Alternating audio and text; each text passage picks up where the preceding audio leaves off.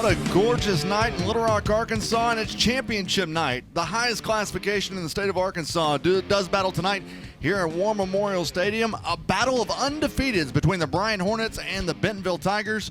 I'm RJ Hawk along with Bobby Swafford for this one, and it's a rematch from last year's game, which was a Donnybrook of a ball game between these two teams. What else can you ask for as a fan to think about the two biggest football programs in the state of Arkansas, regardless of classification? The success that Bentonville and Bryant have had the last decade is almost unmatched, to be quite honest. And you get the largest classification, perennial state title contenders, and last year was a really, really good contest. Well, let's look at the highlights from last year's game because, Bentonville got out to a big lead on Bryant. Everybody thought, you know what, the dynasty's over, the run's over, a new sheriff in town, and then Bryant found a way in the second half to come back and win that state championship. It was the little plays that affected the game, big picture. Bentonville moved the football up and down the field, but they had to settle for field goals. Bryant's defense stiffened in the red zone, and in the second half, that came back and cost Bentonville a state championship at the end of the day because field goals do not get it done in December. You got to be able to punch the ball in the end zone.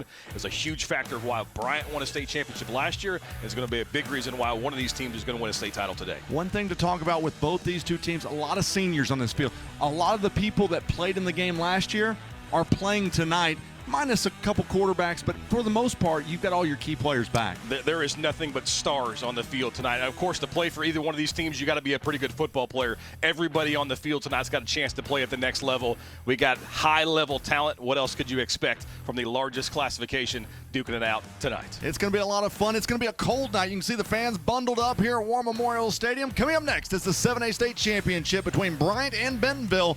You're watching the Centennial Bank State Football Championships on Arkansas PBS Sports.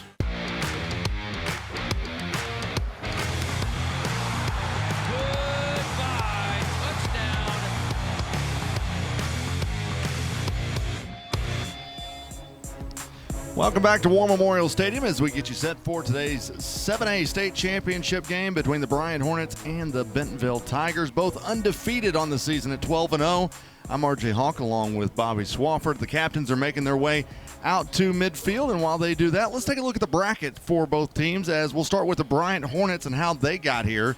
And for the Hornets, they had that first round bye, and then they moved on and played Fayetteville, shutout, 42-0 in that game, and they went on to play Rogers in probably one of the best high school football games that we've seen all season long to get to the state championships, Bobby. And they've got a two-headed running, well, they've really got a three-headed running attack, but the two big ones, TJ Hodges, who's going to the University of Arkansas, and as well as Colin Robinson. The balance of Bryant's offenses have been the key to their success all season. You mentioned Hodges signed with the Razorbacks earlier this week, 900 yards on the season, but Colin Robinson is right there with him. But how about 22 rushing touchdowns for Colin Robinson? They spread the ball around very well. He can't focus on just one player. Now let's look at the keys to the game for the Bryant Hornets, and there's a look at Colin Robinson right there. I mean, both big backs, but the keys for the Bryant Hornets if they want to win another state championship. Yeah, the first thing, they've got to get those two guys going on the ground. They can't rely on their passing game. Bryant, if you're looking for a flaw for the Hornets this year, it's been the passing game. They haven't been consistent in that passing game, and on defensively, they've got to find a way to slow down Ficklin and Bentonville's ground attack. Well, let's look at the Bentonville Tigers, 12-0 on the season, and they're going to receive the football first. And they also had that first round bye, moved on into the second round, played Springdale, much like Bryant, blowout fashion. Then they played Conway in a tight game, 26-21, to get to that state championship game. And both Bryant and Bentonville, both these two teams had a tough semifinal game. Yeah, Bentonville scored in the final 10 seconds to take down Conway to get to another championship game. And Chris Ficklin is the big reason why Bentonville is playing for another title. 1,500 yards, 15 touchdowns. In the day and age of the forward pass dominating high school football, Bentonville's power is still the run game, and that's why they've been successful.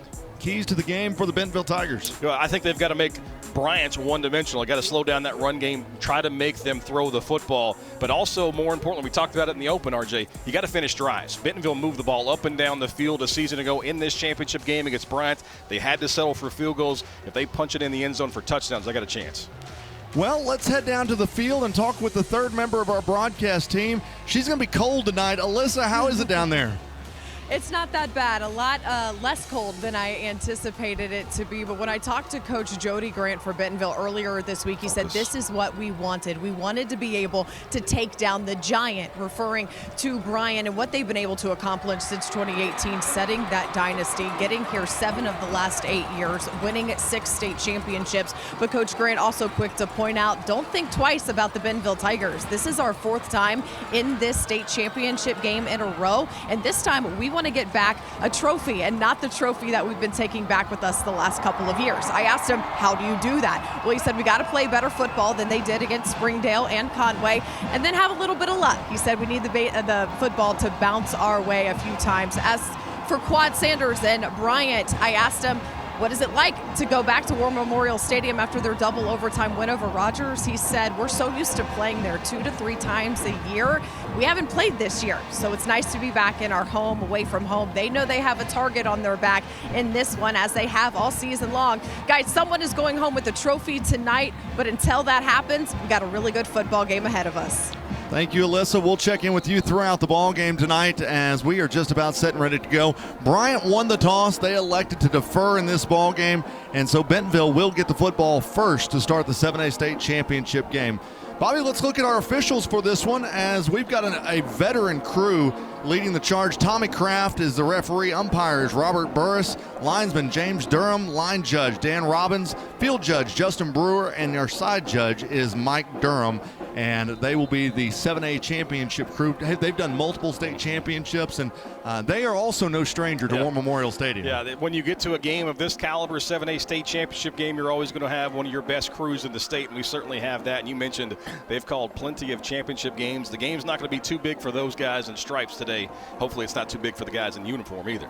The weather right now at War Memorial Stadium, 39 degrees here. There's not much of a wind. It's just a little chilly down there on the playing surface, but you get under the lights for a state championship and everything goes out the window as Grayson King is going to tee things up from the 40-yard line as we are just about to set and ready to go in the 7A state championship game. Glad to have you along wherever you may be across the state of Arkansas.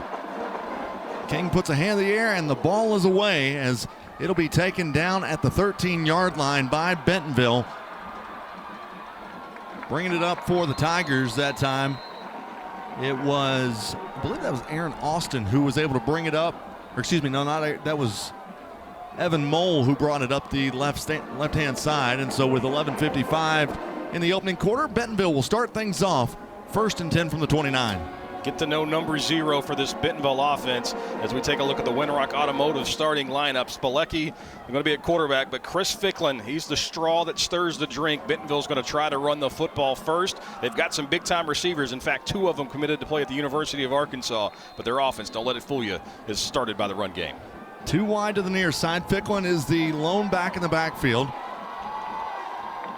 Spilecki is the quarterback for the Tigers. Now 3 receivers to the left side.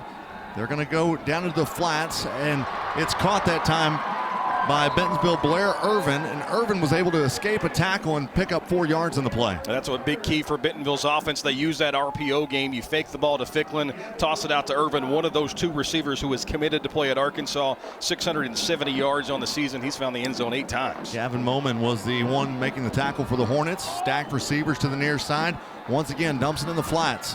And at that time, it goes over to Schmitz. He'll be knocked out of bounds past the 35, out to the 36-yard line. That'll bring up a 3rd down for the Tigers, and a 3rd down about 4 as Day Wilson was in to make the tackle. Schmitz is the kind of the unknown factor in the receiving game. You've got Provo, you've got Irvin committed to play for the Razorbacks. Schmitz actually leads the team with 40 catches, 720 yards. He's a threat, kind of a 3-headed monster on the outside in the receiving core for Bentonville, but a huge 3rd down here on the first drive of the contest. Officially 3rd down and 3 with the ball at the 36-yard line. Just underway here in the 7A state championship game. Man in motion is Irvin. And now we've got penalty flags as there was a false start on the Bentonville Tigers.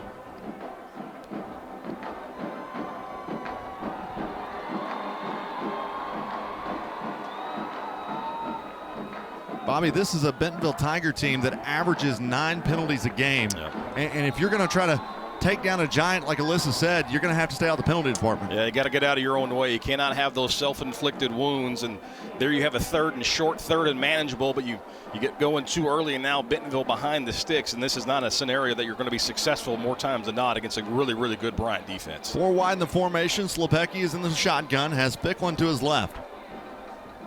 Fakes the handoff, going to look to throw under pressure, and he's going to be slung down in the backfield all the way back at the 13-yard line.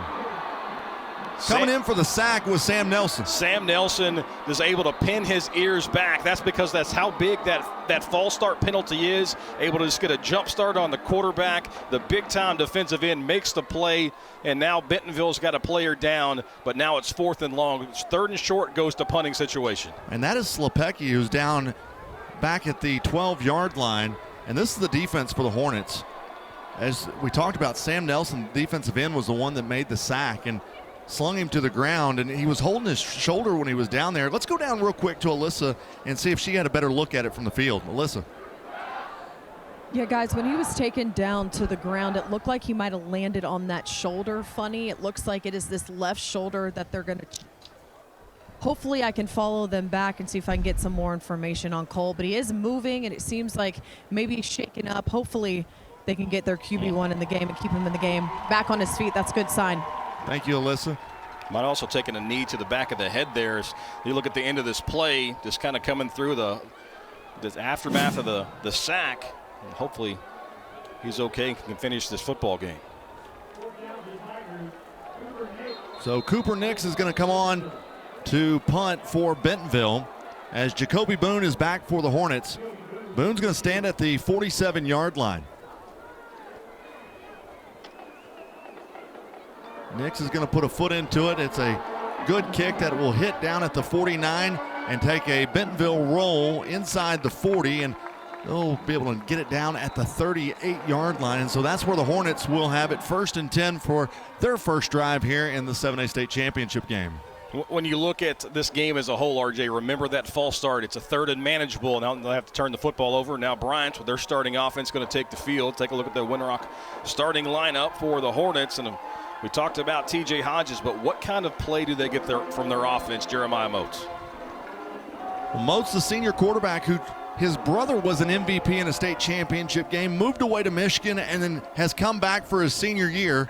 And now they're going to do a pitch play right up the middle that time, and that goes to TJ Hodges, and he's able to get about 5 yards on the play to bring up 2nd down. Yeah, it's just moving things around. Bryant's going to try to attack all levels of this Bentonville defense via the run game. That time, a little pop pass, and they pick up 5, moving ahead of the chains.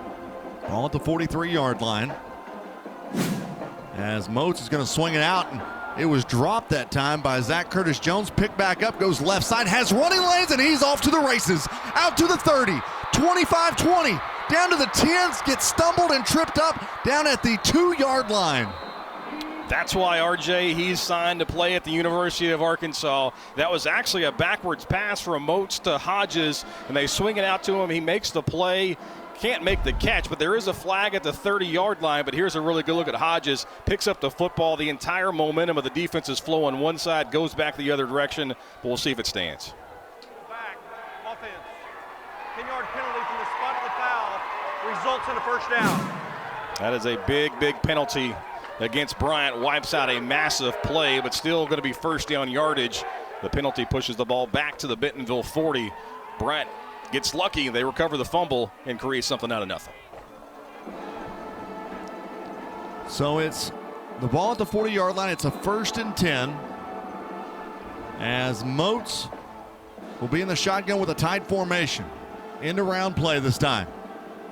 They're going to get into the hands of Zachariah Curtis Jones, and he'll take it for about 3 yards to bring up 2nd down. Try to get the ball to Curtis Jones again. Try to use that momentum of the Bentonville defense going side to side, looking for a cutback lane.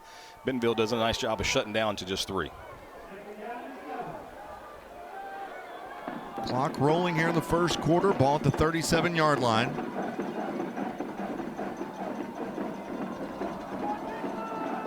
Here's a pitch that goes left side. This is to Curtis Jones. And they try to get the edge, and he'll be slung down. Looks like it's going to be about a half yard shy of the 1st down. as it was Mason Meyer who came in to make the tackle, and it'll bring up a 3rd down and half a yard.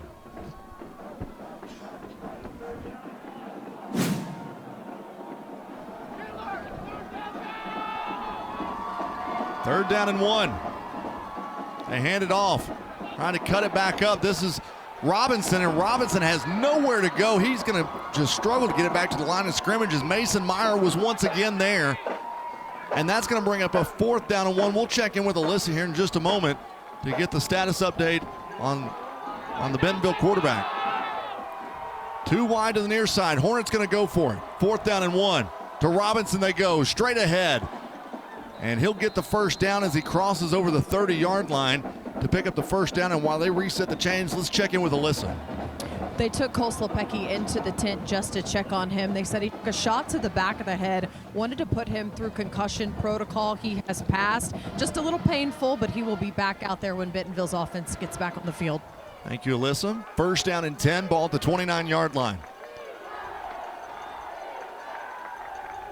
Moat's going to look to throw, has a wide open receiver. He walks into the end zone for the first score of the ball game. That time for the Hornets, it was Keenan Latin who was able to get the touchdown, and the Hornets strike first 6-0. Just a complete breakdown in coverage. Bryant sends 3 out on the pattern, really split 2 across, and Latin goes right up the middle, and Bentonville's defense left the tight end wide open, and that is the most easy pitch and catch you're going to get in the state championship game, and the Hornets strike first. Grayson King on for the extra point. Kick is away, and it is good. And with 8:18 left here in the first quarter, Bryant leads 7-0 in the 7A state championship game. And we'll take a break. You're watching the Centennial Bank State Football Championships on Arkansas PBS Sports. This month in Passport on the PBS app. A race The loss is catastrophic for us. to restore a medieval masterpiece. Evolution left these birds flightless, but that doesn't mean they can't fly. As you travel upriver, the modern world seems to fall away. Feels like a trip back in time. These and other shows from Arkansas PBS are available with Passport on the PBS app. I think it's important for Arkansas PBS to have sports because it provides sports on a greater platform to the entire community. And it also gives people in various other communities an opportunity to see other schools and other athletes and to have a greater appreciation for not just their own community, but the sports that are available across the state of Arkansas. There are so many lessons that sports provides, and it's one of the reasons why it's so important to the next generation of athletes coming up. This month in Passport on the PBS app. What happened? I'm investigating the murder of my friend. I think I might be able to help. My name is Agatha Christie. I'm a writer. This situation is getting out of control. You should be more careful. I want you to help me solve a murder. I'm a writer, not a detective. It's a mystery, like one of your books. These and other shows from Arkansas PBS are available with Passport on the PBS app.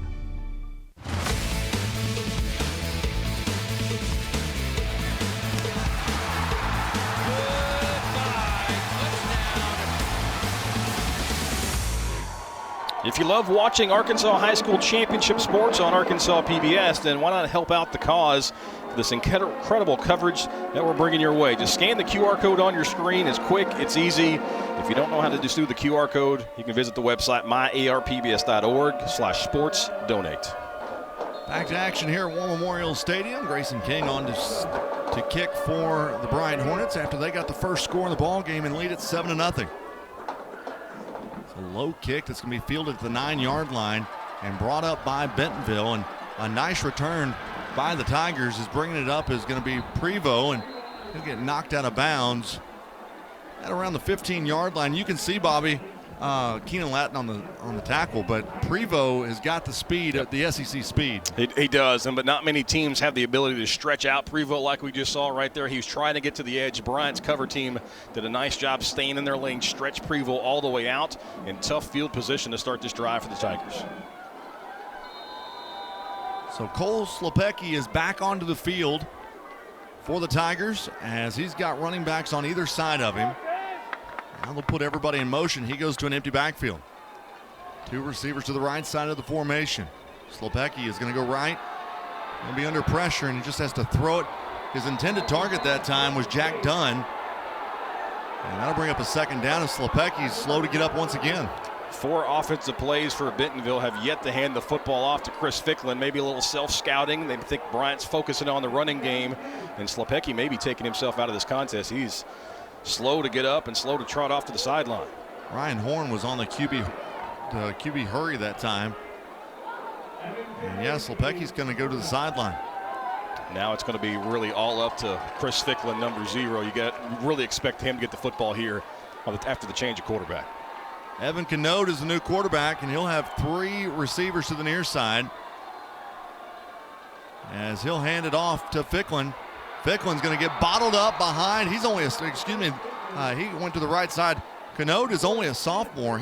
This year, he's 8 of 11 for 150 yards and 2 touchdowns. Ben Thompson, myself, and everybody else in the stadium knew that Ficklin was going to get the football, but he got his feet tangled up with the new quarterback. And now Bentonville again faced with 3rd and long. Tigers got to find a way to get something going and try to knock the momentum of Bryant off.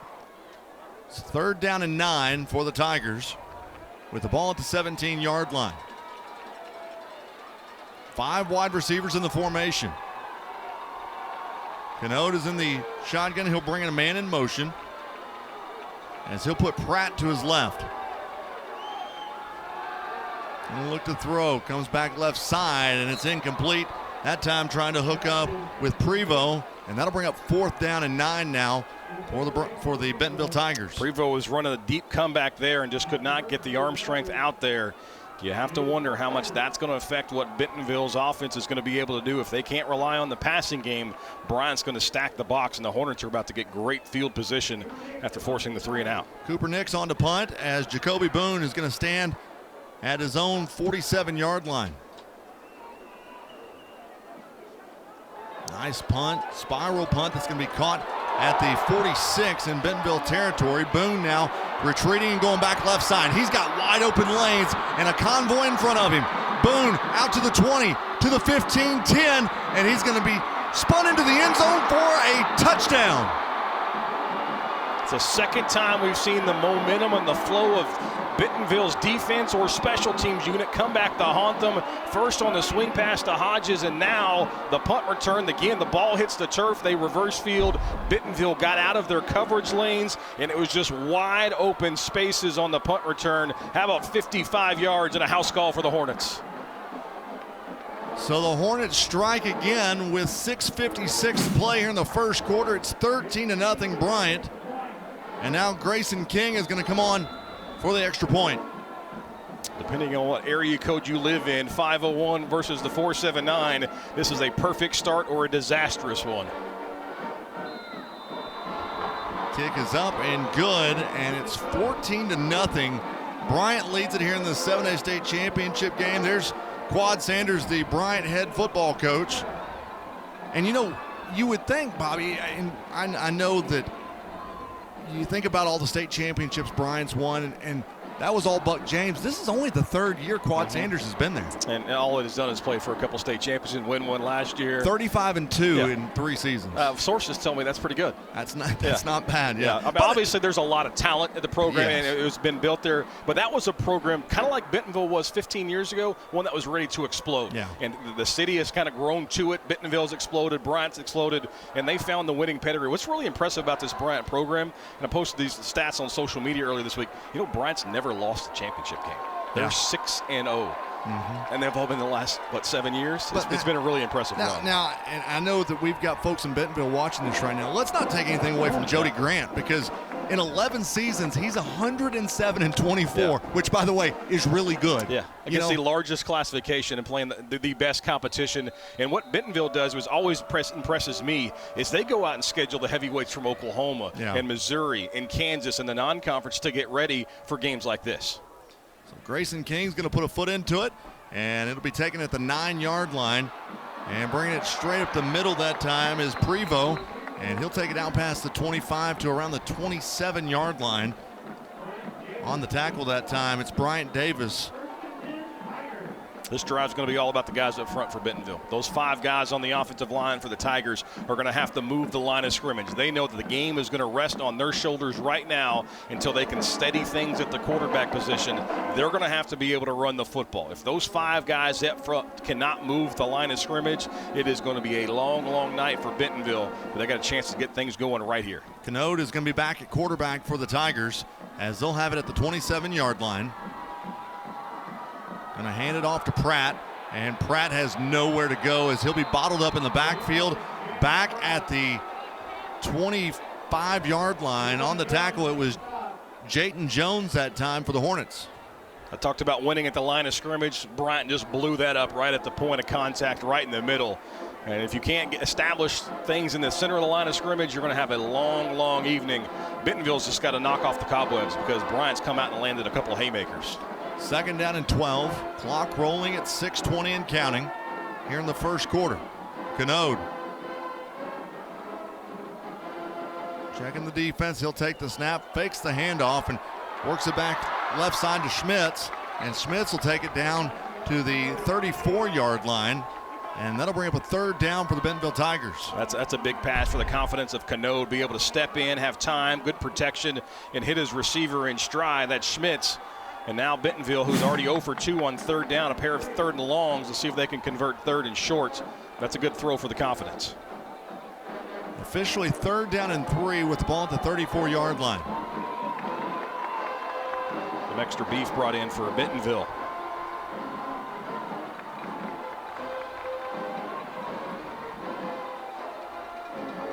Direct snap to the running back as they'll go right side, and the Hornets are it's going to be very near the 1st down. It depends on the mark because he got it out past the 35 to the 37, and they're going to say it's a 1st down. It's Cameron Thornton-Meade lined up in the Wildcat. They had 3 tight ends, 2 of which looked like they were in tackle numbers on that right side, and they got just enough, and that is a massive 1st down for Bentonville for more than anything else to get their defense a bit of a break. Well, and that's their first down of the ball game. That's right. So it's 1st and 10 with the ball at the 34-yard line. Please reset the play clock to 25. 25 on the play clock. Bentonville's going to have 2 receivers to the right side. As they're going to give it off to Ficklin, and he has just nowhere to go. Drop back at the 36-yard line. It's a loss of 1 on the play, and it'll bring up 2nd down and 11. Malachi McDonald absolutely blows that up again. Bryant's getting off the football faster than the offensive line for Bentonville, and you can see him right in the middle. He takes on the pulling guard, forces everything back in, and Ficklin's got nowhere to go.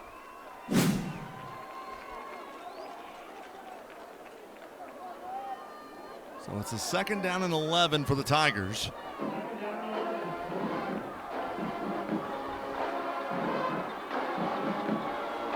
Two receivers to the right side. Ficklin set up to the left side of Canode. And look to throw across the middle. Has his man, that time hooking up with Schmitz. And Schmitz will take it past the 45 to the 46-yard line.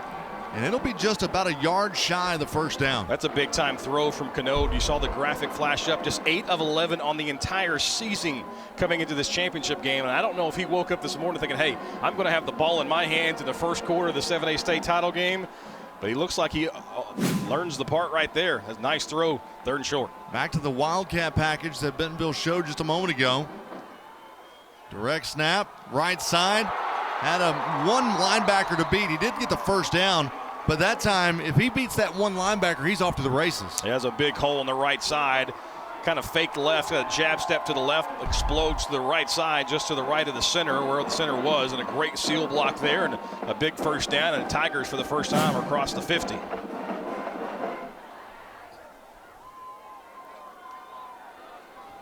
So it's 1st and 10 with the ball at the 46-yard line in Bentonville territory.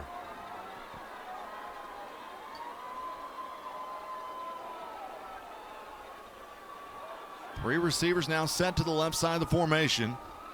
Canode under pressure, looking to throw. Nice pump fake, and he just got tripped up at the last moment as coming in to make the stop was Ja'Cory Smith. for the Bryant Hornets. That is a big play for the Razorback signee, Ja'Cory Smith, because if he doesn't make that tackle, Canode is likely still running, able to get just enough of the feet, click them together. Canode goes down. Otherwise, that could have been a big, big play for the Tigers. So it brings up another 2nd down and 11. I feel like there's been a lot of 2nd down and 11 so far for the Tigers. Yeah, Bentonville's not winning on 1st down, which is a credit to the Bryant defense. They're making plays at the line of scrimmage, moving that line of scrimmage about 2 yards back into the Tigers' backfield. 3 wide to the near side as they're going to hand it off to Pratt. No, they faked it to him. Came with a pitch to the left side to Prevost, and he'll go out of bounds as he crosses the 40-yard line and goes out of bounds at the 37. So that's when Bentonville's at their best, is when they can use that run or that play action to get the eyes in the backfield, and you flip it out to one of your talented receivers. That time Prevost, an easy 8, 9, 10 yards. Comes up about a yard shy of the 1st down, so it's going to be a 3rd down and 1 now. Back to the Wildcat formation as Meade is going to stand back there to receive the snap from the center. Meade takes it, goes up the middle, crosses the 35, picks up the 1st down, and he'll take it down to the 33-yard line. You're looking at that 10-man front for the Bentonville offense. That's about 3,000 pounds they got leaning on Bryant's defense. Pretty easy to see why they picked that for that 1st down with ease. It's a lot of beef. So it brings up another 1st down for the Bentonville Tigers with the ball at the 32-yard line officially. It's a massive drive, RJ, for Bentonville to be able to not only chew up some clock, they need to finish this off. Get in the end zone, give that young quarterback, the inexperienced quarterback, some confidence. And maybe more importantly, the fans some confidence in him. Well, I would also say that, right now the future looks really bright for Bentonville with Canode as he swings it out right side to Prevost, and he'll go out of bounds just shy of the 20-yard line. As Canode, I'm going to tell you right now, Bobby, he doesn't look like he's a quarterback that has been 8 of 11 so far in the season. Well, I'll tell you what makes you look really good as a quarterback, you get to a ball to a receiver like Prevost, the 5-yard hitch route, and all of a sudden you see the suddenness, the explosion to get to the outside, get the 1st down, get the ball out of your hand quickly, but more importantly, into the hands of your playmakers. So it brings up another 1st down for the Bentonville Tigers. 1:37 left here in the 1st quarter.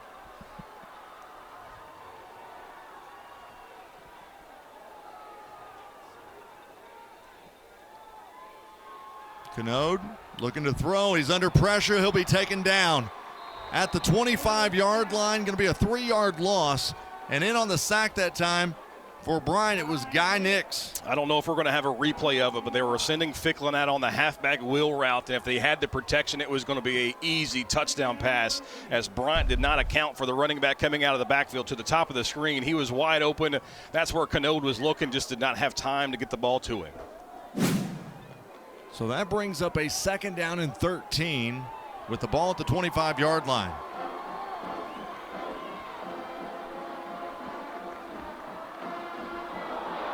Ball's on the ground. Canode's going to have to fall on it as it's all the way back at the 36-yard line. Helmet comes off for Canode as well, and that means he's going to have to come off for at least a play. And now Bentonville in the 1st quarter is going to have to go to quarterback number 3 on the depth chart. That wasn't on the depth chart that Jody Grant sent us. What a disaster of things for Bentonville. So the ball's now going to be at the 35-yard line. Clock's down to 35 seconds. They do have to run a play. Looks like Pratt is 19 lined up out there. Yeah. James Pratt is going to line up out there at the quarterback spot. Tanner Gallogly. Oh, there he is. Pratt's going to line up to the left side of him. They're going to give it to Pratt. He'll go left side, has a running lane, gets it past the 25, and it's down at the 24-yard line, but there is a penalty flag down.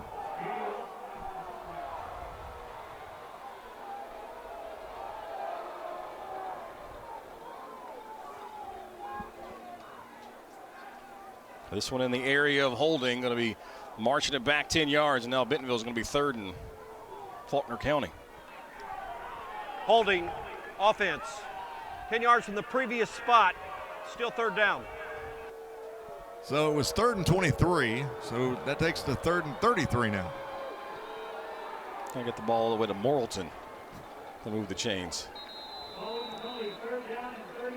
With the ball at the 45-yard line. To get a first down, they've got to get it to the 12. Snap is back. Under pressure, going to look to throw. And he'll be taken down at the 43-yard line. Pickup of a couple is Ja'Cory Smith. That is the end of the first quarter. Ja'Cory Smith came in to make the stop, and that's going to do it. As Tommy Kraft said, the end of the first quarter, 14-0. The Bryant Hornets lead the 7A state championship game. You're watching the Centennial Bank State Football Championships on Arkansas PBS Sports.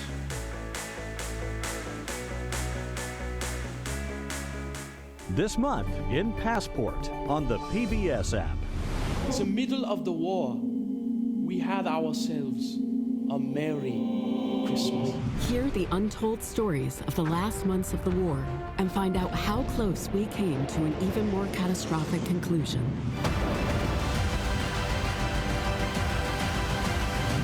These and other shows from Arkansas PBS are available with Passport on the PBS app. For more than 50 years, Arkansas PBS has been a trusted resource. Our high-quality programs are seen by viewers in every corner of our state, making on-air sponsorship a solid investment.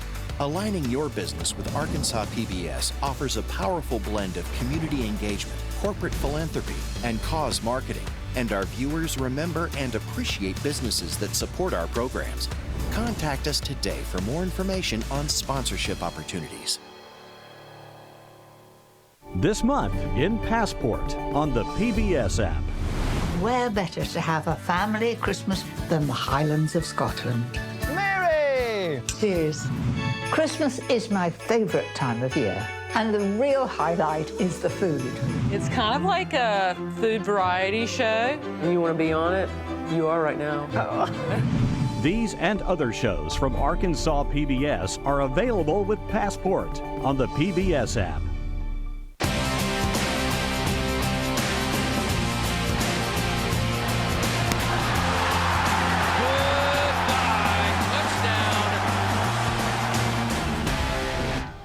Time to put the brain to work. Today's trivia question brought to you by the Quiz Bowl Association. Bryant's won 49 consecutive conference games, which is the 5th longest streak in state history. Who holds the record for most consecutive conference victories? Can I guess? Yeah, fire away. I'm going to say the Central Tigers or the Barton Bears. Those are one of my. I'd probably lean more towards Central. You're not just a pretty face. So it's 4th down and 31. Bentonville's going to punt it, and it will go out of bounds. We're going to officially mark him out of bounds at the 24-yard line. Let's go down the field and talk with Alyssa Orange. Well, guys, we talked about that drive for Bentonville and their sophomore quarterback. You talk about how nice it was to have a little bit of room there. However, that was a tough way to end it. But it's not that bad when you've got a quarterback coach like Ty Story. He's played in this game many a times before. He came over to a sophomore quarterback and said, it's okay, it's time to just settle in and we'll work this out. You know, Ty Story with Charleston played in this game in 11, 13, and 14. He's got 3 state titles to his name with the Tigers. Of course, he played for the Razorbacks and for Western Kentucky. He knows a thing or two about leading a team to a state championship at the quarterback position, and now he's hoping to guide his sophomore QB in that direction. As for Cole Slepecki, he remains in the tent, guys. He has not exited the tent since he left the field. Thank you, Alyssa. As a pitch to TJ Hodges for Bryant gets him out to the 40-yard line, gets him a first down. And boy, you know, Alyssa's right though, Bobby. You got a guy like Ty Story that's able to talk to these kids and tell them, you know, it's okay. It's only the first quarter. That's a big thing to have sitting on your sideline. Yeah, what a luxury to be able to lean on a coach like Story as Bryant completes the pass for 9 yards, who's played in 3 state championships himself, played in big-time games, and just has that knowledge. He's the son of a high school football coach as well. That's an invaluable resource to have on the sideline. Of course, Bentonville was hoping he was giving that advice to their starting quarterback. Jeremiah Moat's going to pitch it right side. Puts in the hands of Zach Curtis Jones, and there's a penalty flag down back at the 50 as he was able to pick up a first down.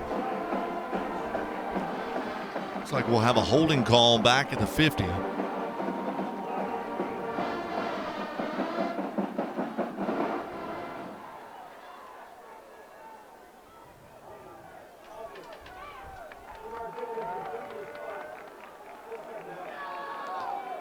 So that will put the ball back at the 39-yard line. It brings up a 2nd down and 11 now for the Hornets as they'll send 3 wide to the near side. Moat's going to look to throw, going big ball, middle of the field, has a man down at the 30, stays on his feet. That's Caleb Tucker, and he'll go in the end zone for a touchdown. What starts as bad has gotten worse for Bentonville, but there is a flag on the play. Penalty flags back at the 41-yard line on the Bryant side of the field.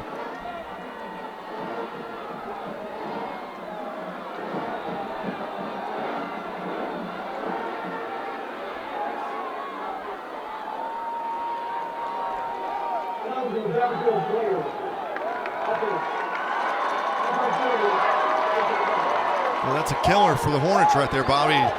Have a guy downfield, and so now you went from a 2nd down to an 11. You're going to back it up to the 2nd down and 16 now. Yeah, that is talk about taking the air out of the sails of the stadium. The fans have really started to fill in across the way. Of course, Saline County not too far. Wiped the touchdown off the board. Here's Moats again, looking to throw, and it's almost intercepted. That time for Bryant, Kamari Austin had to play a defensive back just to try to break up the interception. And now it's a 3rd down for the Hornets as Mason Meyer was the one that was almost the one to get the interception for the Tigers. Yeah, Meyer's got to be kicking himself right now. That interception was gift wrapped right in his hands, but he couldn't make the play. But now 3rd and long for the Hornets. They go 5 wide in the formation. Moats gonna look to throw, has all day. Goes back left, now right. Going downfield, and it's in and out of the hands of his intended target. That time trying to hook up with TJ Hodges. Bentonville only rushed 3, and that's why Moats had all day to throw, and Hodges finally broke open. That one hits him right in the hands. Would have been a huge play and a 1st down, but couldn't reel it in, and Bentonville's defense gets a stop. Got to make that catch, though. Yeah, I mean, that was right in the breadbasket right there, and so it forces a 4th down. This is the first punting situation for the Hornets tonight, as Grayson King is going to be the punter. I feel like if you're Bentonville, you really needed that. You gave up the big play for the touchdown. You get lucky because it's called back because of the illegal lineman downfield, and now Bentonville's got a chance to get their offense back out there. So Schmitz is back to receive the punt, and he'll take it out of bounds at around the 23-yard line. And that's where the Tigers will have it 1st and 10 with 10:14 left here in the 2nd quarter. Completely stunned, to be quite honest with you, RJ. The lack of touches for Chris Ficklin, only 2 carries, 0 yards. But Bryant's been living in the backfield. That may be a big reason why that Bentonville hasn't got the ground game going. And here you can see the Hornet defense. This is what they've done all night in the backfield for the Tigers. So Bentonville is going to come out with a 1st down and 10 with the ball at the 23-yard line. 2 receivers to each side. Canode is going to be the quarterback for Bentonville. Canode under pressure. He'll be slung down. And he got back to the line of scrimmage, but it was Sam Nelson that time who came up to make the stop. And brings up a 2nd down and 10. How about the Warren Dardanelle score right now, Bobby? 7-7 right now. You know, sometimes it's not about who's the best team, it's who's the hottest team. And you could say that about a couple of teams in the semifinals in 3A and 4A. Warren and Boonville, the score you saw right before that, both number 3 seeds, got a pretty good chance of punching their ticket to play in the championship games next weekend. 2nd down and 10. 4 receivers in the formation. Canode under pressure, throws it down the middle of the field. It's intercepted. Taken at the 30. Coming up with the interception that time for the Bryant Hornets. That was Terrion Jones who came up with the interception. And Ryan Horn was right there to get the quarterback hustle. The ball kind of floated from Cano, but a catch that maybe should have been made off the hands of Prevost into the hands of the defender. It would have been a tough catch to make. Ball's thrown behind, and another break goes Bryant's way. Their defense is causing havoc all over the field. First down and 10, ball at the 24-yard line. 3 receivers set to the top side of the formation. Here's a pitch that is not going to go very far. In fact, it's going to lose yards. Lose about 2 yards that time for the Hornets, and that was Colin Robinson who took the pitch. On the tackle that time, it was Meade who came up and made the stop for a 2-yard loss at second down and 12. Kind of a unique design there, maybe almost like a halfback draw, but a pitch out, and Bentonville's defense wasn't caught off guard at all, and they drop Robinson, as you mentioned, for loss of a couple. Second down and 12. Here's Robinson again, trying to find something as he'll get past the 25. And gets it back to the original line of scrimmage to bring up third down and 10 now.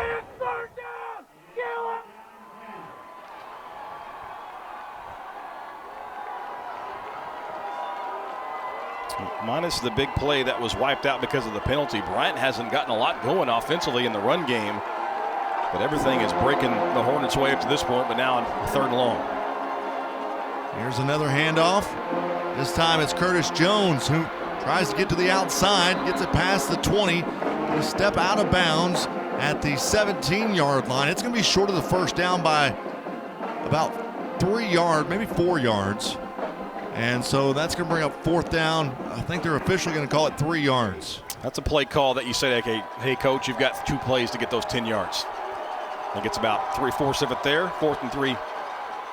And I hand it off again. Curtis Jones straight ahead, gets the first down as he takes it down to the 13-yard line. I mentioned the 2 running backs at the top of the broadcast, and Hodges and Robinson's, but it's the third guy. Curtis Jones gets the handoff right up the middle. First down, Hornets. Robinson back in the game. He'll take it straight ahead, out past the 10, stays on his feet, and dives past the 5-yard line down to the 4. So you've got Hodges and you've got Curtis Jones, who are more that smaller back. Robinson's the sledgehammer for the Hornets. You saw the 22 rushing touchdowns, a little extra boost from the big guys up front as well. Robinson stays in there as a single back. They're going to hand it to him again, and he'll get into the end zone for another touchdown. Just leaning on them. There is a flag right in the middle of the field, RJ.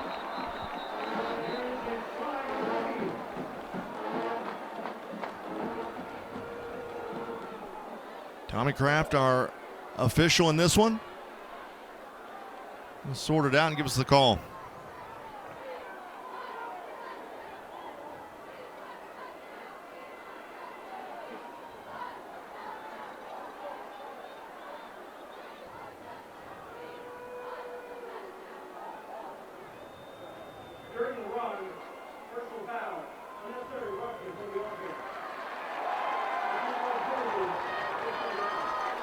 What would you call unnecessary roughness during the run? Would that be like a clothesline? Could be a blow to the face, a face mask, whatever the case may be. There's a lot of things that it really could attest to.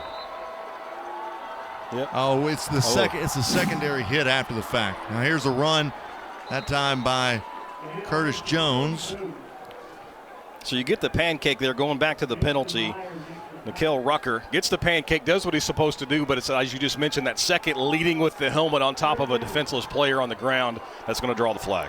That was actually Jacoby Boone who ran it just a minute ago. Now TJ Hodges is back in there at running back. He's going to run it right side, cuts it back up past the 5, into the end zone, touchdown. 1 gets called back, 2 gets called back. Bryant keeps coming at you, though, as Terry Hodges shows that elusiveness, but also a little strength to run through a pair of arm tackles, and the Hornets have a 3-score lead. 7-11 left here in the first half. Bryant up 20-0. You know, Bobby, I think that if you asked anybody that kept up with high school sports in the state, or high school football, nobody would have predicted this one. Oh, it's I mentioned to you in the break. I mean, it's kind of like that national championship game when Colt McCoy went out so early for Texas. Yeah. And like you game plan all season long for this as a scenario. You finally get that rematch that you want, and then all of a sudden you're not full strength. Yeah. Doesn't matter how much you prepare a youngster. Doesn't matter how talented a sophomore quarterback may be. This is a really, really tough spot for Bentonville, and there really is no other word to describe it as. It is a complete disaster of a start for Bentonville. We'll see. We're going to keep you updated on all the scores going on around the state and other classifications because their semifinal game, Dardanelle just took a 14-7 lead on Warren right now in the first quarter. Yeah, Dardanelle been the #1 team in 4A most of the season. How about, Bobby, you threw out a trivia question earlier, and I'm wondering if I'm right. I am actually going to say, I'll let you repeat the question. There it is on the screen. So Bryant's won 49 consecutive conference games, 7 straight seasons. Bryant's been undefeated in conference play, 5th longest record in a streak in state history. What is the record for most consecutive conference victories? Well, I narrowed it down between Barton and Central, but I think I'm going to go with Central on that. Should have went the other direction. The Barton Bears, 75 straight conference wins. Get this. Didn't lose a conference game for 13 years. That's wild. They were really good, though. They were really, really good. Yeah. Would you – so, you know, when you talk about high school football lore in the state, I mean, overall teams, and I know different classifications, but would you say that the best run or the best, I guess, dynasty in the state is Barton, or would you say it'd be Central? That's a good, two completely different areas. Yeah. You're talking about Little Rock Central in the 40s and 50s, nationally ranked. I think they believe even won a national championship or whatever that means for back then. Here's a nice run by Bentonville as Prebo brings it out past the 20 to the 22. And then you've got the Barton's run in the 80s into the 90s and obviously even into the early 2000s, such a successful program at the small school level. I'll give you a third, and there's a lot of people watching this broadcast who may agree with me. How about 5 consecutive titles at the state's largest classification that Bryant just went on? Yeah. I mean, I would agree. Yes, no, they would be a third. I still though the run like what you just said with Barton with the number of years. I mean, that's pretty impressive. Yeah, it really is. And Little Rock Central, or the old Little Rock High, is what it was called back then, is probably at the top of that list with Barton a pretty close second. So Bentonville gets the football back at the 22-yard line as Ficklin's going to get it, and he'll bring it right side, gets tripped up out past the 25, and he'll go down at the 27-yard line. Just got to get him going. So we got to find a way, if you're Bentonville, to get the ball in the hands of number 0 and lean on him. He's got 1,500 yards rushing on the season, a big, big part of why Bentonville's playing for a championship. Trust your offensive line, trust number 0. 3 wide to the right side. They pitch it over to Schmitz, and he'll get knocked out of bounds just shy of the 30-yard line. That'll bring up a 3rd down and about 4 or 5, and with 6:37 left here in the first half, Tigers need desperately to get a first down. I mean, the thoughts crossing my mind right here, RJ, this may be 4-down territory. You've got to find a way to get something going offensively. And obviously, you don't want to put your young quarterback in a situation where he's set up to fail, and they're going back to the Wildcat here on 3rd and 3. And this has worked for them throughout the night anytime they need a first down. So it's 3rd down and 3 with the ball at the 29-yard line. And now we've got a whistle, penalty flag.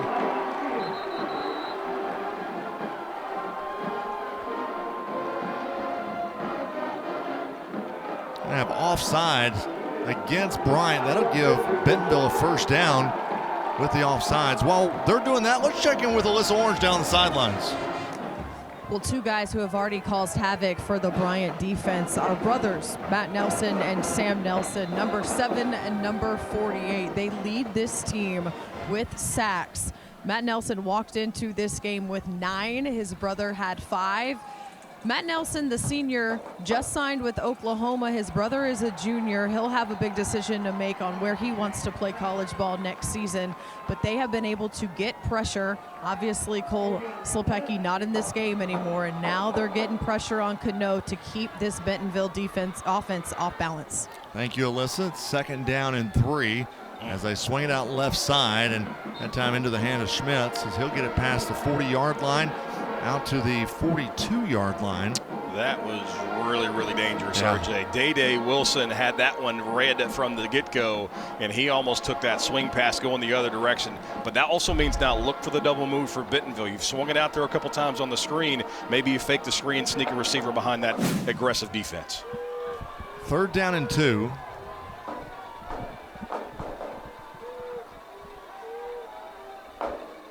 Back to that Wildcat package as they'll bring it straight up the middle, and running it with it is Meade, and he'll get another first down as he crosses the 45 out to the 47-yard line. Now look, it's 21-0, Bobby. Yep. If you're a Bentonville fan, you're like, oh no. But if you remember in this championship game last year, Bentonville got out to a big lead right before half. They did. And Bryant came back, and not saying all that's going to happen tonight, but anything could happen just based on what we've seen in the history of this game. It's going to be all BOB football. Yeah. And I'm not talking about me. It's big on big. Yeah. And you got to win those matchups one-on-one. Here's the handoff to Pratt as he'll come right side, and he'll be taken down. We were looking at the numbers just prior to that run. Bentonville -6 yards rushing so far in this game. Yeah, obviously the couple quarterback sacks are going to factor into that, but Bryant's winning at the line of scrimmage, and they're doing it with their front four. They're not having to bring extra pressure, and that's allowing Ja'Cory Smith and company at the linebacking units for Bryant to be able to flow to the football. When you can beat 4 or 5 with 4 up front, you got to do a lot of things defensively that's going to cause problems. 2nd down and 9. Canode going to look to throw, goes back left side, has a man, and he'll be knocked out of bounds. That time found Blair Irvin III, and he'll be knocked out of bounds at the 37-yard line. I don't care how many downs you've played all season long. That is a big-time throw. Rolling to your left, squares the shoulders, and a perfect dime to Irvin for the first down on the far sideline. That's well done. So it's 1st down and 10, ball at the 37-yard line.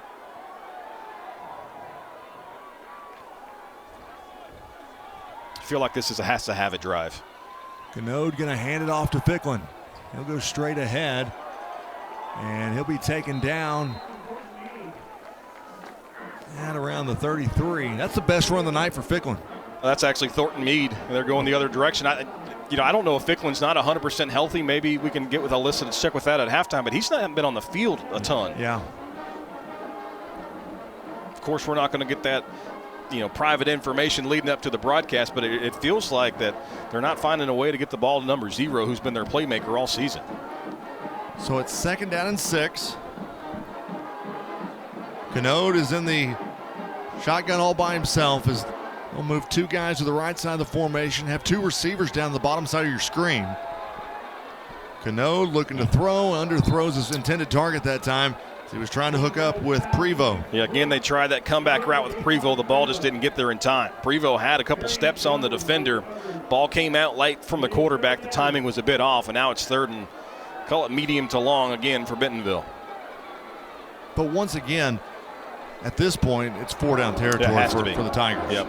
And give a lot of credit to Bryant's defense. They've allowed a couple drives now to cross the 50, but they've stiffened as Bentonville inches towards the red zone. But again, you definitely got to believe that Bentonville is going to leave the offense on the field, barring some kind of negative play here. Canode looking to throw, goes back across the middle, in and out of the hands of Prevost. And now that brings up 4th down. Nothing fancy there, Bryant defensively. They go man-to-man, said we're going to win the battle up front, nowhere to go immediately with the football. Goes to option 2 or 3, throw a little bit high, but give a lot of credit to the defensive play of Terry and Jones. The second time we've called his name gets the PBU. 4th down and 6 with the ball at the 33-yard line.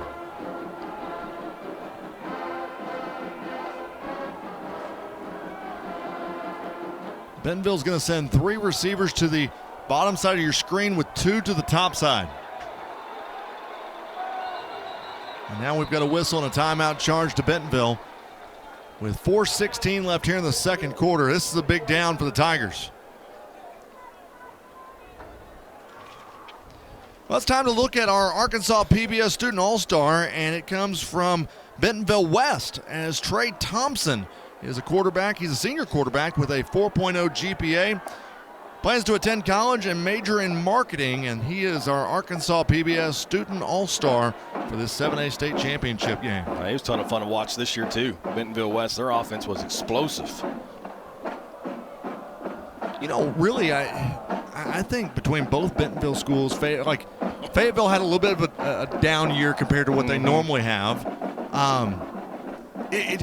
Conway, they had injuries this year. It's just been, you kind of knew it was your top three in 7A, Yeah. Rogers, Bentonville, and Bryant, and then everybody else is kind of chasing the rabbit after that. Yeah, I agree with that. I think a lot of people would have too. You know, Rogers might have shocked some people outside of Northwest Arkansas. People north of the tunnel recognized how good they were going to be, and Jeff Reagan and Lindsey, the linebacker, some big-time talent, big-time fourth down coming up as well. But it's kind of been a 2 or 3 horse race the last couple of years at the big school level. So it's 4th down and 6 as there's man in motion. That's Jack Dunn as he'll go to the left side of the formation. And the ball is incomplete that time, trying to hook up with Schmitz.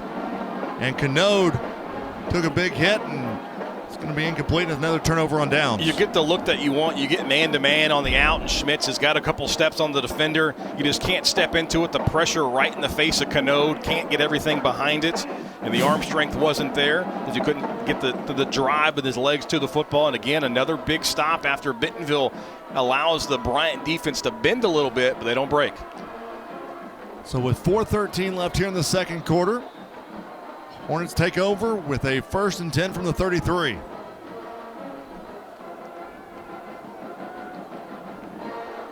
Moats going to look to throw. Has a man, middle of the field. That time it's Caleb Tucker. And Tucker's going to be taken down at the 46-yard line. What a great job by Tucker to use his body to shield off the defender. Pretty good coverage by Bentonville. They complete the pass, and Bryant's going no huddle. Here's a handoff now to Zach Curtis Jones. He'll pick up a yard, maybe 2 on the play to bring up 2nd down. They tried to catch Bentonville napping by going a little tempo after the completed pass, but look at this throw by Moats. Fires it in there. Really nice play right in front of the Tiger defense. Clock rolling at 3:40 and counting here in the second quarter. Moat's going to look to throw again. Under pressure. And he's going to be taken down, sacked for the first time here in the ball game. And coming up with a sack that time, it was Kellen Rona. What a big play in the middle for Bentonville. They needed something to go their way, and they get a push from the big man in the middle. There's a reason he's wearing 98. He needs every inch of material to cover that frame. Just powers through the offensive line, takes down the quarterback. First really big play we've seen from that Tiger defense. So that takes it back to a 3rd down and 18 now with the ball at the 38-yard line. Boy, Rona is a grown man right there.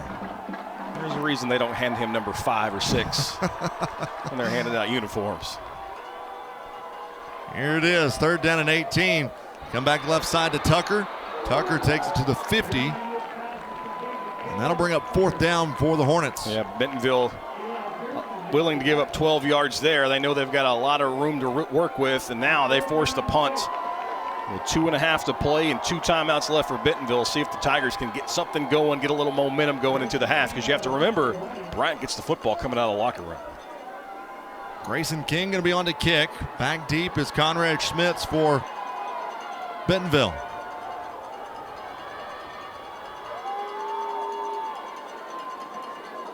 King gets the punt away, and it'll hit down at the 7-yard line and bounce into the end zone for a touchback. That one almost checked up for him. That one's 1st and 10 at the 20 after the touchback, and Bentonville felt like they needed points on that last drive. The defense takes care of it, gets the ball back to them. Really, really big possession. Plenty of time for the Tigers to go down the field. So 2:01 left here in the quarter, as Bentonville's going to have it 1st and 10 from the 20.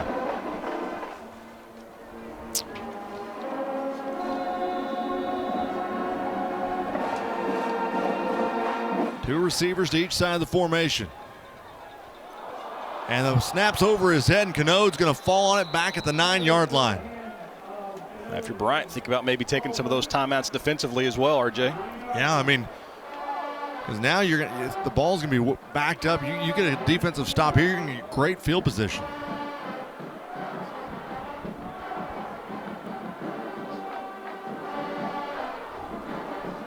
So that brings up a 2nd down and 21 now with the ball at the 9-yard line.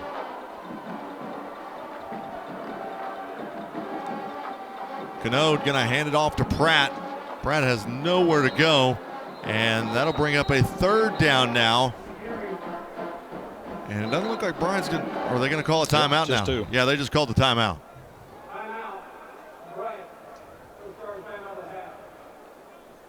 Coming up at the half, we're heading south to the town of Warren, a small town proving ground for a big-time receiving talent.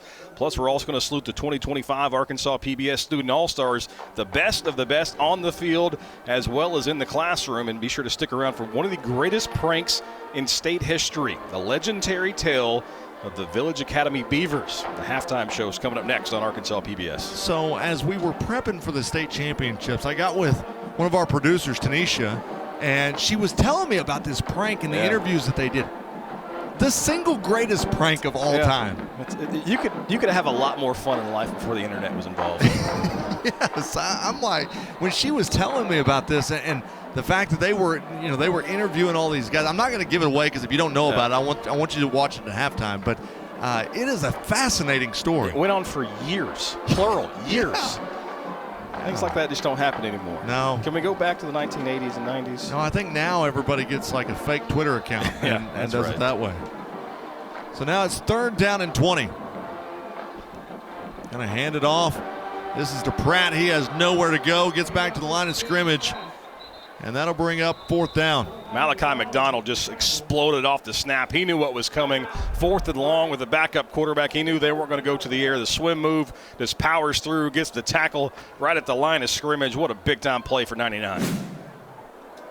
So Bryant takes the timeout with 1:17 left here in the first half. That leaves them 1 timeout remaining.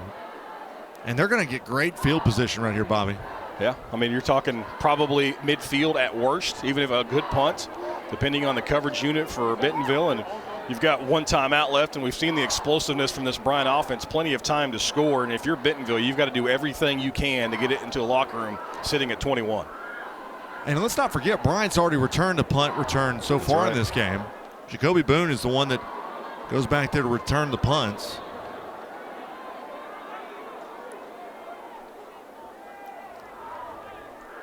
They're actually going to sneak 2 back there for Bryant. Looks like they'll put Caleb Tucker back there as well. Yeah, so maybe reverse, fake reverse. That's in play here.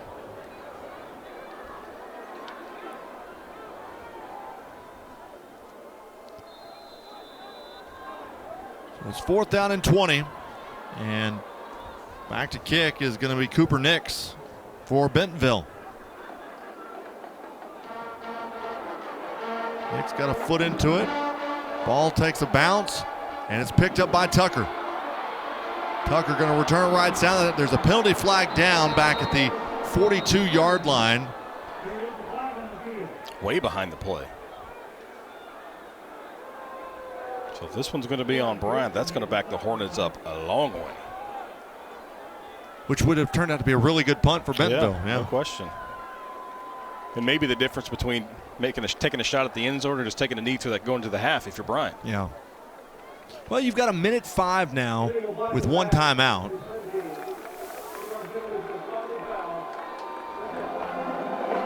Call block in the back that time on Bryant. Looks like it's going to be Kavion Smith who they call it on. Forget taking a knee. Bryant's coming out 5 wide and 4 to the left of the formation. Swing it left side into Kamari Austin's hands. Austin gets it out to the 50-yard line. Ball popped out, and let's see who comes up with it. That was strictly a numbers game. I believe Bryant was able to jump back on the football. Bryant's got 4 receivers to the left of the formation. Bentonville only had 3 defenders walked up with those 4 receivers, so an easy swing pass and the big yards after the catch, but the ball was starting to move before the Bryant receiver hit the turf. Kamari Austin, lucky the Hornets got that one back. They spotted it down to 49-yard line. Moats going to look to throw. Moats comes back left side, finds Tucker. Tries to get around the defender that time, takes it past the 45 down to the 44. That was Evan Mole who came in for the stop for Bentonville. And it looks like a timeout's going to be called for Bryant with 41 seconds remaining here in the quarter. You may not think that was much of a play for Mole for Bentonville, the defensive back, but that was a huge tackle one-on-one in space. If he doesn't make that play, it is huge yards after the catch. Instead, makes the play, keeps the receiver in bounds, and the Hornets have to burn their final timeout. So you got 41 seconds left. Now, I will say this, that the Hornets have a really good kicker in Grayson King, who has hit multiple 40-plus yard field goals this year. But now that you don't have a timeout, if you go that route, you got to get set up pretty quick to get that one pulled off. Yeah, I mean, the key, of course, obviously in high school football, the clock does stop to move the chains, albeit momentarily. It should be, an opportunity that Bryant, with 41 seconds left, has 3, maybe 4 plays, depending if they get out of bounds.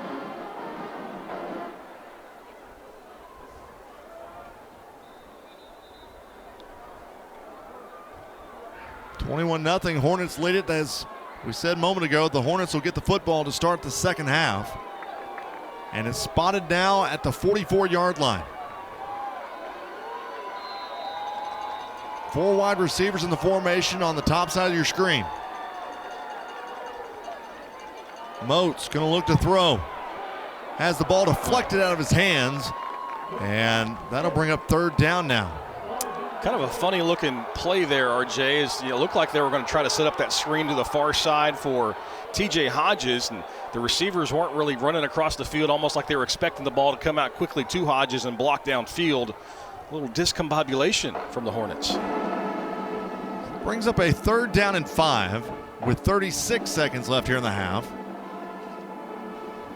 They've got numbers to the top of the screen if they want it. Moat's going to drop back to pass. Across the middle, has Tucker. Spins down to the 21. What a play by the receiver for Bryant. Talk about climbing the ladder. Caleb Tucker elevates. 30 seconds left on the clock. They'll spike it. It's pretty good coverage on that last play for Bentonville, but Caleb Tucker climbs the ladder and goes up and gets this Moats throw a little high, but whew. That's why they have you do those box jumps in the offseason. So now the Hornets will have a 2nd down and 10 with the ball at the 22-yard line.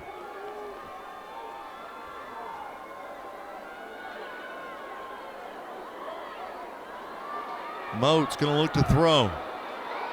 Moats goes across the middle, and he can't hook up with Jacoby Boone that time. I've talked about how big of a game that Bentonville's offensive line needed to have if they want to have some success. What about this front for Bryant? All day to throw for most. Bentonville only rushes 4. A clean pocket, doesn't connect with his receiver there, but no pressure in his face allows him to get kind of into the situation, also get into rhythm with his receivers. And he's only had they've only had 1 sack tonight, but he's not had very many. He hadn't been hurried very often throughout the game. Those guys up front are doing their job for sure. Here's Moats, going to look to throw, and it's incomplete as that time trying to hook up with Kamari Austin.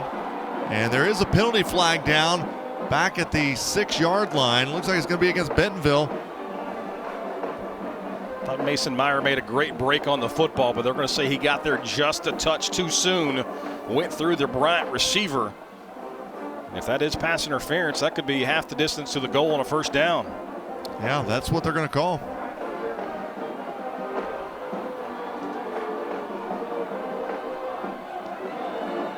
Bobby, it seems like this last 45 seconds has taken forever.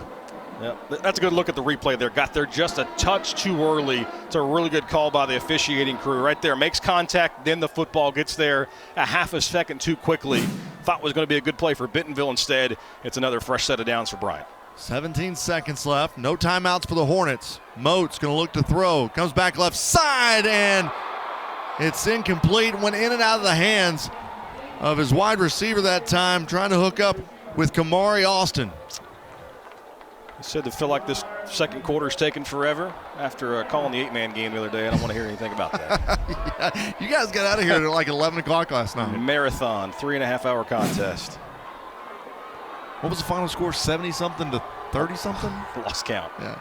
Here's Moats now looking to throw again. Back across the middle, and it's deflecting, goes out of bounds. There's 8 seconds left here in the first half. That's a dangerous throw from Moats, maybe forcing it in the red zone. A lot of black jerseys in between he and the receivers.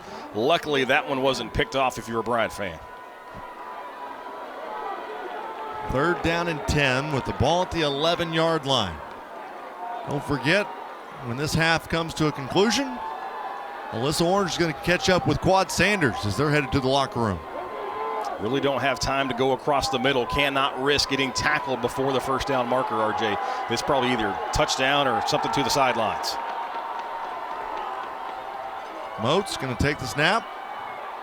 As they go right side, he just overthrows Tucker, and that's going to leave 4 seconds left here in the quarter. That's probably actually the better move because he wouldn't have made it to the end zone. Yeah, that's actually a really good throw. Go ahead and miss that. You don't tell your quarterback to throw it away. Obviously, you want to be a receiver in the area. But yeah, be smart there. Just chucks that one over his running back's head. It was leaking out into the flat. Give yourself a chance for 3. So Grayson King is going to come on for the field goal. It'll be about a 21-yard kick. And now we've got whistles and penalty flags as somebody moved on the offensive line.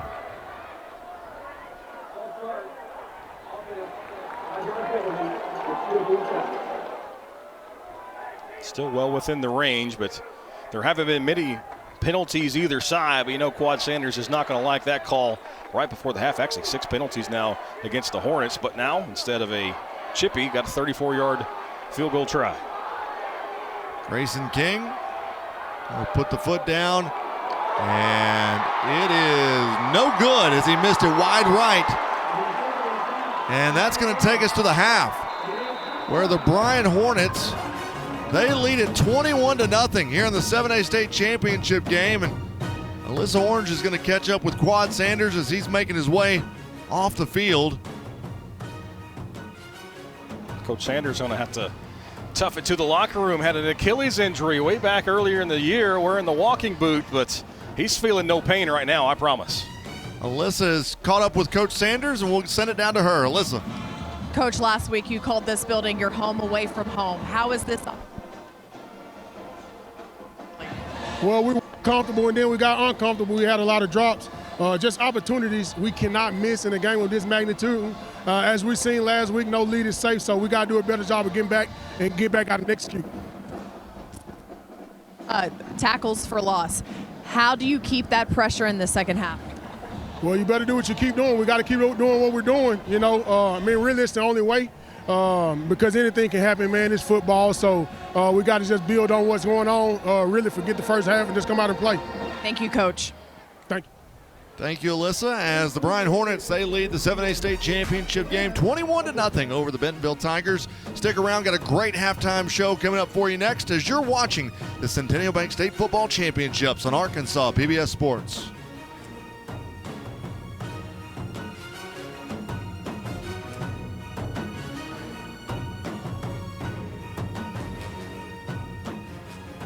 This broadcast is underwritten in part by... Since 1937, the electric cooperatives of Arkansas have been providing power to homes, farms, and businesses across our state.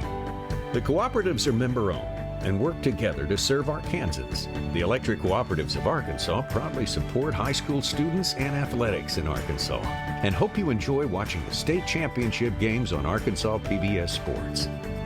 Better connected together. The electric cooperatives of Arkansas.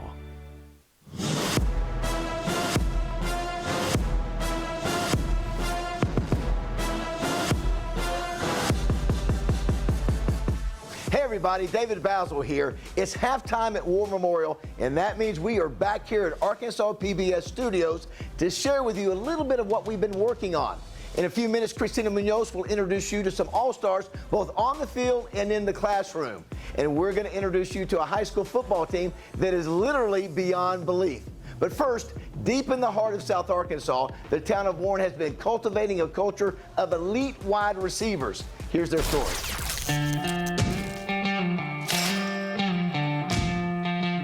Warren is a small town. It's known for its tomatoes and wide receivers.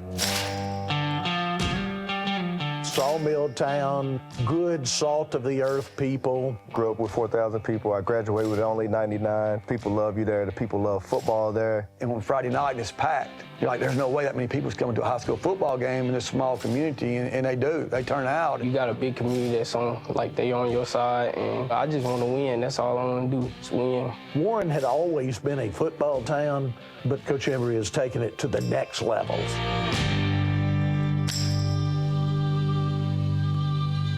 Started in 2000, so this makes my 26 years as a head football coach. Bo coming in, taking the job over as a young coach, and just switching from a power out to more of a spread offense. Shotgun with one back and then 4 receivers, and then translated into no backs, people running 5 wide, and nobody else was doing it. I mean, honestly, we were the only team in our conference doing it. I don't think a lot of people really believed in it early, but as you see with the, the back-to-back state championships, the system started to work and kids started to get recruited. It started with Brett Smith and Roshan Fellows and Terrence Hampton in 2001, and it kind of grew. College coaches all over the country can tell you Warren, Arkansas is one of those places we're going to look at.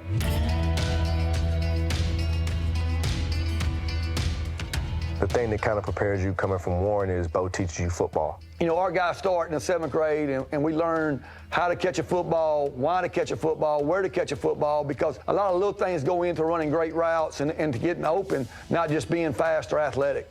He taught me everything I know. He helped me become like a better player on the field, off the field, building my IQ. Our kids play both sides of football. In the higher classifications, they only play on one side. When they get to college, if it don't work out, then they're pretty much in trouble. Whereas our guys, they played everywhere. Like, you look at Traylon Burks.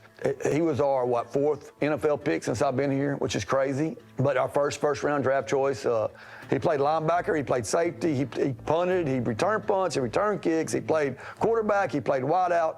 Antonio Jordan, same thing. Jarius Wright. You go back and you look at the list, Montre McKnight, A.J. Avery, Ricardo Kemp, Chris Gregg, Greg Childs, Darvion Brown, and Jalen Marshall, who played at Arkansas State. So you're not getting a wide receiver. You're getting a football player. Growing up, I seen a lot of guys like Antonio Jordan, Traylon Burks, just keep pushing themselves, and, it just makes me want to strive for more. When Brett and Roshan, and they were at Tennessee, they would come back in the summer, work out with our guys.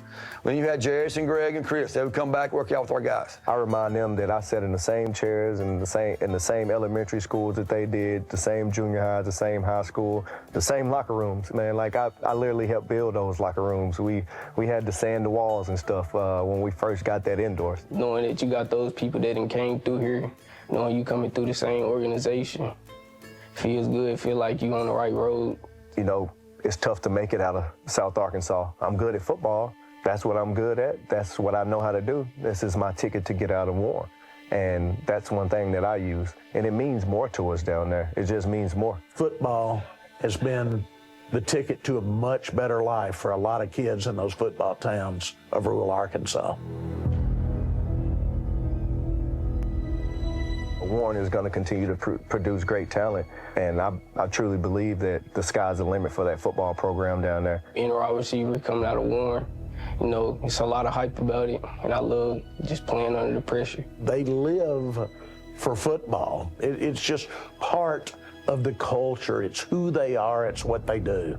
We had a dessert auction now where people made desserts, and we raised over $12,000. And people were buying pecan pies for $500. And it wasn't because of the pecan pie, it was because they want to support the Warren Lumberjacks. Man, every Friday, the town shuts down just to come watch, Lumberjack football. Shoot, you would think this town is pretty big. Everybody comes out to show out support. Part of the very culture, not just the sport, but part of the fabric that holds that whole town together. Football puts Warren on the map, and to see all the fans, filling up the bleachers and standing around the fence and things like that, because we helped make football important to that town, it's kind of a feeling you really can't replace.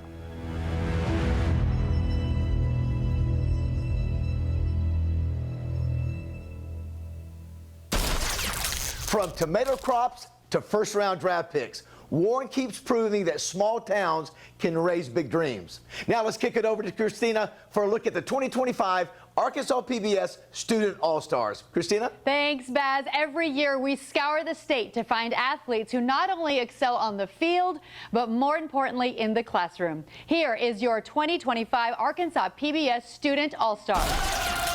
We kick it off with the 8-man Arkansas PBS Student All-Star that is Cash Martin, a linebacker and running back for the Cedar Ridge Timberwolves. Cash has a 4.0 GPA and plans to go to college and get an engineering degree. Next up in the 2A classification, we have Peyton Willoughby, a senior with the Indians of Mark Tree. Peyton has a 4.11 GPA and is planning on attending college for the Air Force ROTC. Moving on to the 3A classification, here is Micah Gamble with the Fordyce Redbugs. With a 3.7 GPA, Micah wants to play football at the collegiate level and major in criminal justice. Braden Simpson with the Southside Charter Southerners is our 4A Arkansas PBS Student All-Star. Braden has a 4.0 GPA and plans to attend Harding University to play football and major in civil engineering. The 5A classification is well represented by Wally Wolcott, the quarterback for the Lakeside Rams. Wally has a 3.5 GPA and wants to play football at the collegiate level and become a coach. The Benton Panthers' Garrett Pilkington is the Arkansas PBS Student All-Star from the 6A classification. Garrett has a 4.06 GPA and is planning on attending UALR and going to pharmacy school. And finally, our 7A Student All-Star is Trey Thompson, the quarterback for the Bentonville West Wolverines. Trey has a 4.0 GPA and wants to major in marketing in college. Congratulations to all and way to go. You know, we may see some of these faces again in April here on Arkansas PBS for Quiz Bowl. Now, if you haven't seen Quiz Bowl, you'll want to make a note to watch this year. Some of the smartest high school students in the state meet up right here in this studio and square off, not only for bragging rights, but for some pretty big checks, too. And it is all live right here on Arkansas PBS. Now, let's throw it back to Baz for a look at a little bit of trickery in Arkansas football history. Baz? Thanks, Christina. What do you get when you mix two merry jokesters and a fake football team? One of the greatest pranks in Arkansas history. Check out the story of the Village Academy Beavers. The very first game was September 7th. Actually, that was the date that the article was published, so it would have been September 6th. We played Rayville, Louisiana, and Jess Norman gained 94 yards on 11 carries. Jess Norman is one of the star athletes of all time here in Arkansas. He was an outstanding running back, quarterback, whatever, any position for the Village Academy Beavers back in the mid-'80s. He was indescribable. His capabilities were limitless. A lot of muscular definition, could jump, run. He was fast, he was very intelligent. I mean, he could outsmart the defense. Wherever Village Academy appeared, Jess Norman was going to be there. Just so happened he didn't exist. That's true, he did not exist. It was all made up.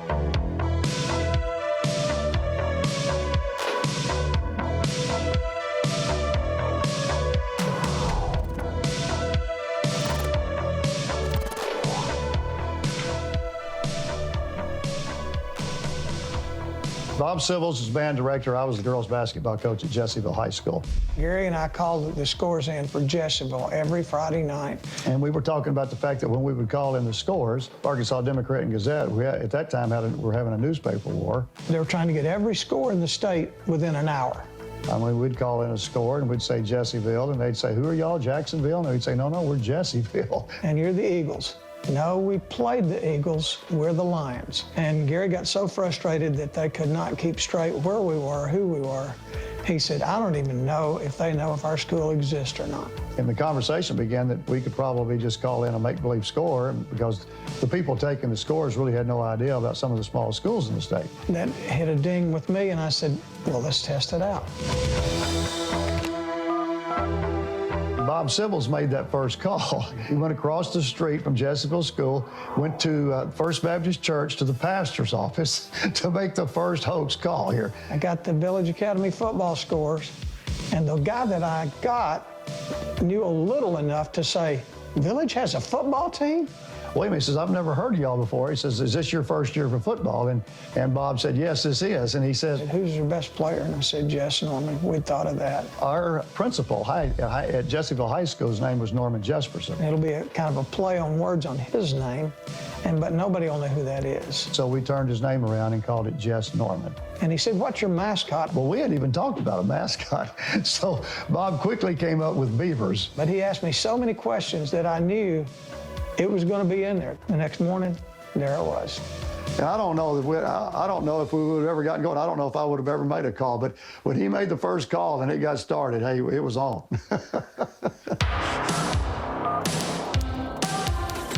As we progressed with this and started calling in scores each week, I would make some calls, Bob would make some calls. Had them play out-of-state schools. We were smart enough to realize we couldn't play other schools here in Arkansas. There'd be 2 scores in there. We knew that we could not win every game, okay?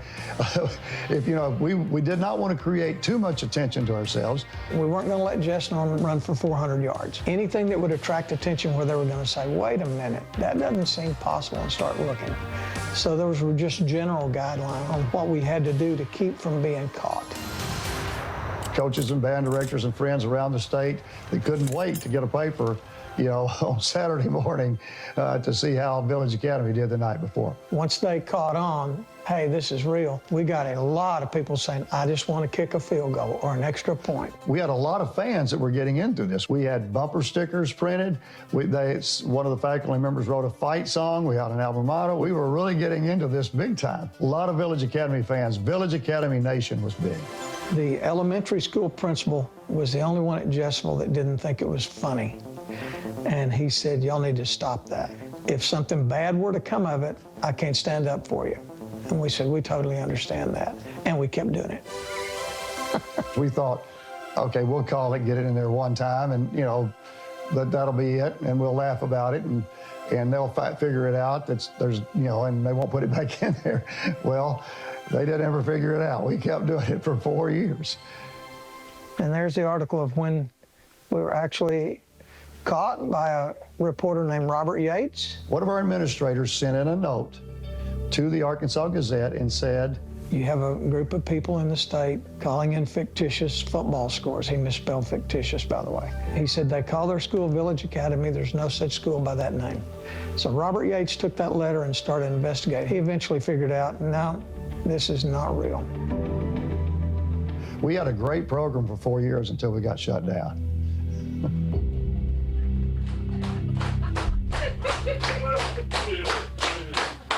I said, you fill in the Village Academy coach said hi. He said, are you the one? I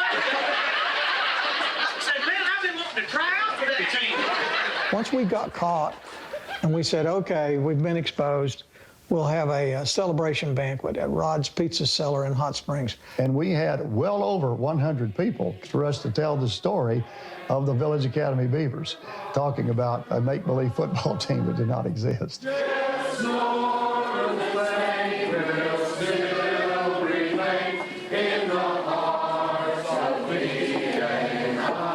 Village Academy or Jess Norman will appear, just pop up places you never expect. I mean, just out of the wild blue. I am amazed that it still pops up every once in a while. This many years later, that was 1985 that we started it and quit in 88. I think the fact that it went so long for 4 years had a lot to do. If it was only a couple of times, nobody'd be saying anything about it. So I think that's what keeps it going, is just how much fun it was back then and how many people enjoyed following it and being a part of it. I don't know if it'll ever die. It'll go on forever.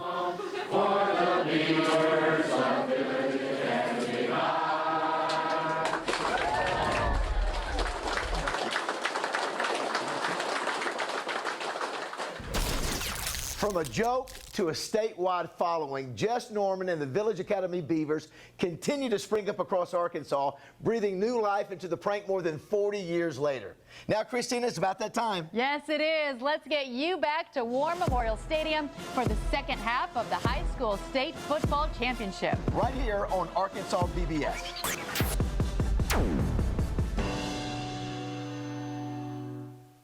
This broadcast is underwritten in part by...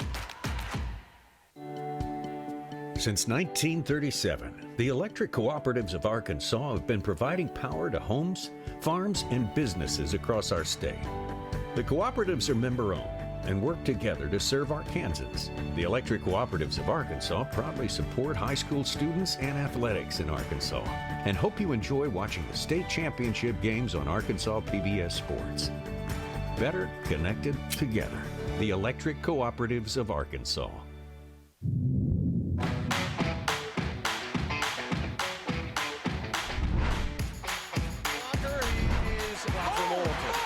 One fly from the right wing, count it. There's a dunk inside. Is the icing on the cake for Ladarius? Here's a big play by Roberts. He'll go down the left side. One man to beat. He'll walk in the end zone for a touchdown. Right ahead. Here's a running lane at the 5. He'll walk in, touchdown. There we go, Johnny Diaz. 5A baseball championship. Hard hit once again down the left field line. Will double and score 4-0 Valleyfield. The wall. It's gone. 3-run homer. You have to. This is the time to dig in and get the job done. Kenzie Freeman with the big swing from the right side. She puts down another kill. And all that hard work finally paid off. She tries to go cross court. Nobody home right in the middle.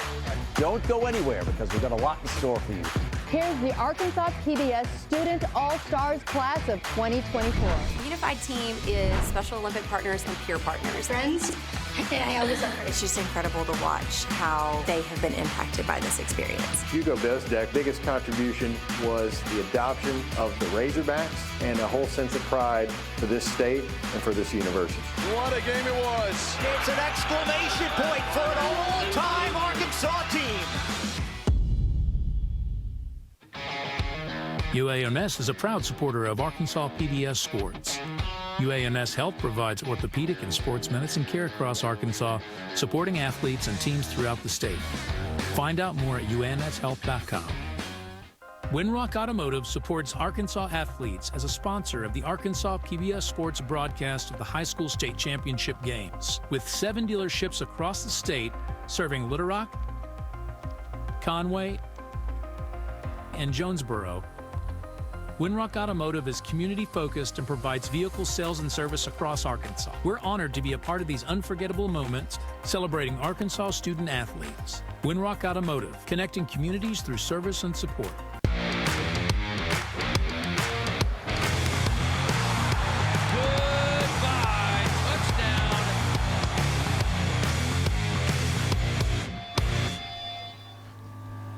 Back here at War Memorial Stadium, the Bryant Hornets lead 21-0 over the Bentonville Tigers in the 7A state championship game. Some players starting to make their way back out onto the playing surface. And Bobby, it was all Hornets all the time there in the first half. It really was. It started with the injury to the Bentonville starting quarterback on the opening drive of the contest, and the Tigers have been fighting an uphill battle from that point. How about negative 20 yards rushing in the contest for a run-heavy Bentonville squad? Only 60 yards of offense for Bentonville. And then on the flip side, Bryant's just making things happen. 293 yards, big play on special teams. The turnover creates the short field. And you got to remember, Bryant's had 2 touchdowns wiped off the field or off the scoreboard because of a penalty as well.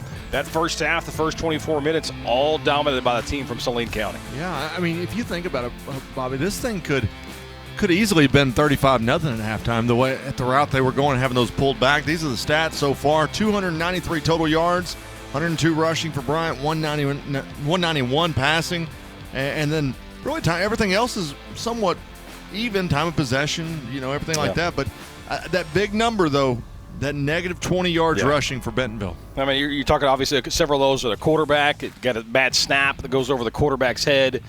That's the first 2 quarters that if you're Bentonville and Jody Grant, who we're going to hear from just momentarily, that you want to wipe clean and try to start over, and you got 24 minutes to play. Well, Alyssa is down with Coach Jody Grant from Bentonville. Take it away, Alyssa. Coach, do you have an update on Cole, and then how do you think Evan Canotas played in his absence? Yeah, unfortunately, Cole's done, and it's terrible for him because he's such a good player, and he's a big part of what we do offensively. And Evan Canotas is a sophomore and hadn't had a whole lot of opportunities this year, so I feel good about what he's doing so far. We're putting him in a pretty bad situation. We got to protect better. We got to be able to run the football. But to go in and these type of reps and this type of opportunity against a defense like that is, that's tough on a young man, but I think he's handling it really good. Faced adversity so far. What was the message in the locker room right now? Yeah, we just talked about you got a choice to make. You either going to go compete and battle and fight, or you can fold. And I said, that's not in our DNA. We're not going to do that. We're going to go compete and fight and see what happens. We've it's been a long time ago, but we've been in situations like this before, and our guys have always come out and competed. So I'll be real surprised if we don't compete the second half. Thank you, Coach. I appreciate that update, guys. Also want to update you. You mentioned the absence of Chris Ficklin. I checked on his status during halftime. He had an ankle injury last week against Conway, and that is why we have not seen him out on the field. Well, that explains a lot. Thank you, Alyssa. And you know, when you're losing your starting quarterback, Bobby, as well as your do-it-all running back, and he's not at 100%, that makes things tough. Well, if you're going to beat a team like Bryant on a stage like this, you're going to have to be firing on all cylinders and play a good game. What you can't do is come to that street fight with an arm tied behind your back, a leg tied behind your back, and try to do it with one hand and one leg. And that's kind of what you're doing if you're Bentonville. You don't have your starting quarterback. Your running game's hampered because Chris Ficklin is a dude, certified baller out there when he gets the hands on the football. But I've seen crazier things, and that happened. And Jody Grant just said it. You've got a chance. You fold the tents or you come out swinging. I expect Bentonville to come out, but they got to play well on this opening drive defensively, because if Bryant takes this opening kickoff and they march down the field and score, it may be lights out. Well, and I'll tell you this. And Jody Grant said this, for the limited amount of opportunities that Kenoda's had, I think he's played really, really well. I really do, because he's had to step up in the biggest game of the year against one of the best defenses in the state, and he hadn't made every throw, but you know what? He's made enough good throws, and he just hadn't just freaked out back there in the pocket. He's made a couple really big-time throws. The deep out for the first down comes to mind. Pressure's been there. He hasn't necessarily had a clean pocket every time he drops back to pass. The interception deflected off his receiver's hand, so you can't put it 100% at his fault. But you got to come out and play a clean game. That's going to start with protection, start with running the football, getting comfortable. But again, there's no margin for error in the final 24 minutes. It is going to take a flawless second half from Bentonville and maybe a gift or two from Bryant for the Tigers to get back in it. Well, both teams have made their way back onto the playing surface as it's 21-0. The Bryant Hornets, they lead it. Back deep for the Hornets, they've got TJ Hodges as well as Jacoby Boone. They'll stand at the 13-yard line. And we are just about set and ready to go as Puga is going to kick it off, and TJ Hodges is going to take it to the 9-yard line. Hodges working back left side, cuts it back.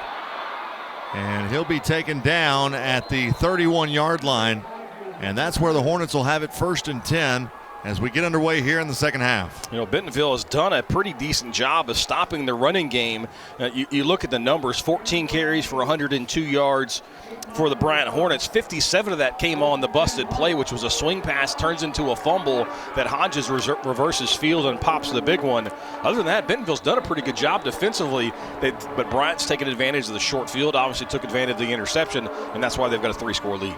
Here's a handoff by the Hornets as bringing it out right side, and that'll be Robinson. And he'll take it past the 40-yard line to about the 42, and it should be enough for a first down as Connor Davis came in to make the stop. Look at Robinson finish this run. He's not shying away from contact, lowers the shoulder and delivers the hit stick.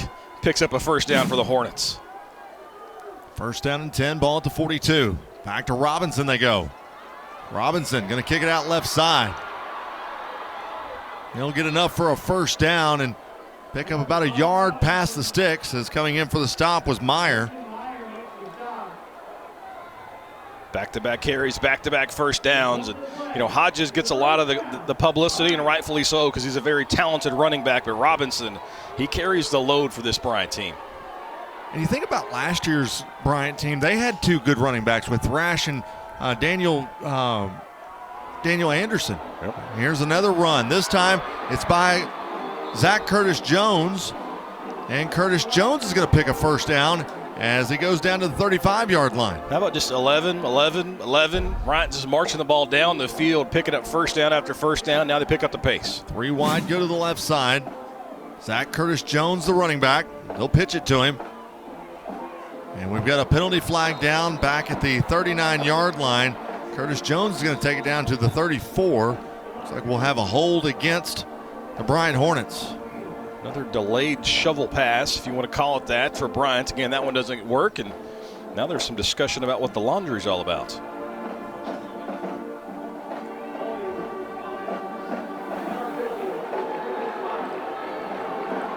You don't see that very much, Bobby, where you're in the shotgun and you had the delayed shovel pass. Yeah. I mean, I haven't seen it very often, but it's worked 3 times tonight for the Hornets. Yeah, you know, for those who watch a lot of college football in our state, Central Arkansas runs a play that's a little similar, but the running back's at least in front of the quarterback. You don't see a lot to a horizontal shovel pass like that.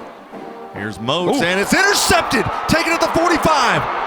Out to the 30.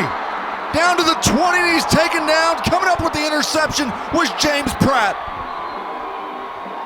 The ball came out, but they're going to say Bryant did not recover it inbounds. James Durham right there makes the call. You saw the beanbag come out, but they're going to say Bryant did not recover it. We got a Bentonville player down, but what a huge break on the football for the Bentonville Hornets. Times it perfectly, and Eli Pearson makes the biggest play of the day for the Tigers. And it's Eli Pearson who's down on the turf right now at the 14-yard line.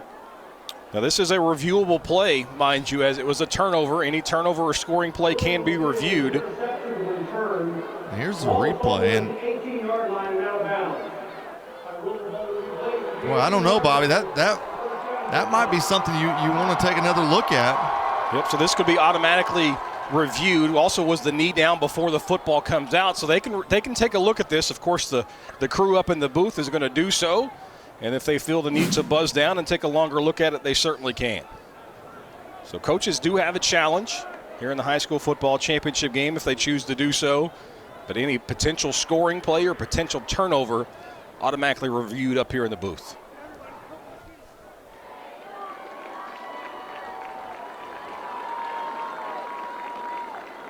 And that he's going to have some help getting off the field. We'll have Alyssa check in on him. And it looks like Bryant's kind of talking over their options right now. Yep. So they don't have to challenge it themselves. It's going to be automatically reviewed. And again, with the injured player for Bentonville, you hope he's okay, but it's given the replay crew plenty of time to go over every angle of it. And they may actually deem that Pearson was down before the football comes out. We're getting a replay in our booth that you're not seeing on your screen right now. It looks like he was down before that ball comes out. So it's going to be Tigers football. First trip to the red zone for Bentonville. Have to take advantage here. First down and 10, 3 wide, come to the near side. Canode is the quarterback for the Tigers. Man in motion is Irvin. Canode going to look to throw, and he overthrows Irvin that time. Brings up second down. Yeah, Irvin was running the whip route. He'd go speed motion to the inside and immediately whips back out to the outside. Bryant, this defense did not adjust well, but the throw well off the mark. That would have been a huge opportunity for run after the catch for Irvin.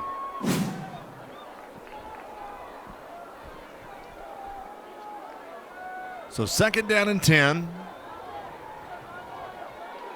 The interception by Pratt to get it down into the red zone has got Bentonville knocking on the door. Second down and 10.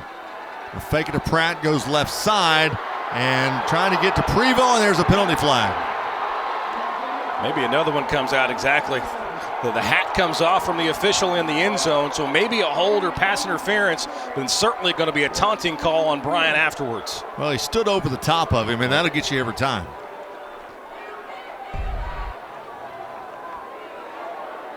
So the flag comes out.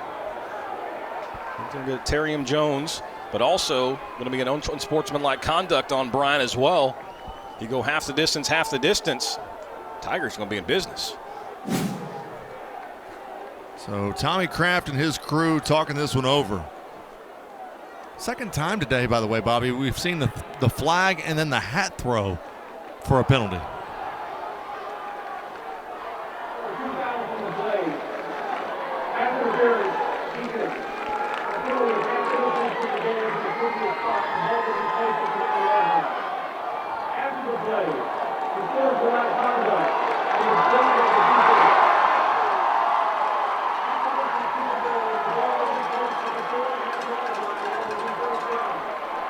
So it's going to be at the 4.5 yard lines where the ball is going to be spotted.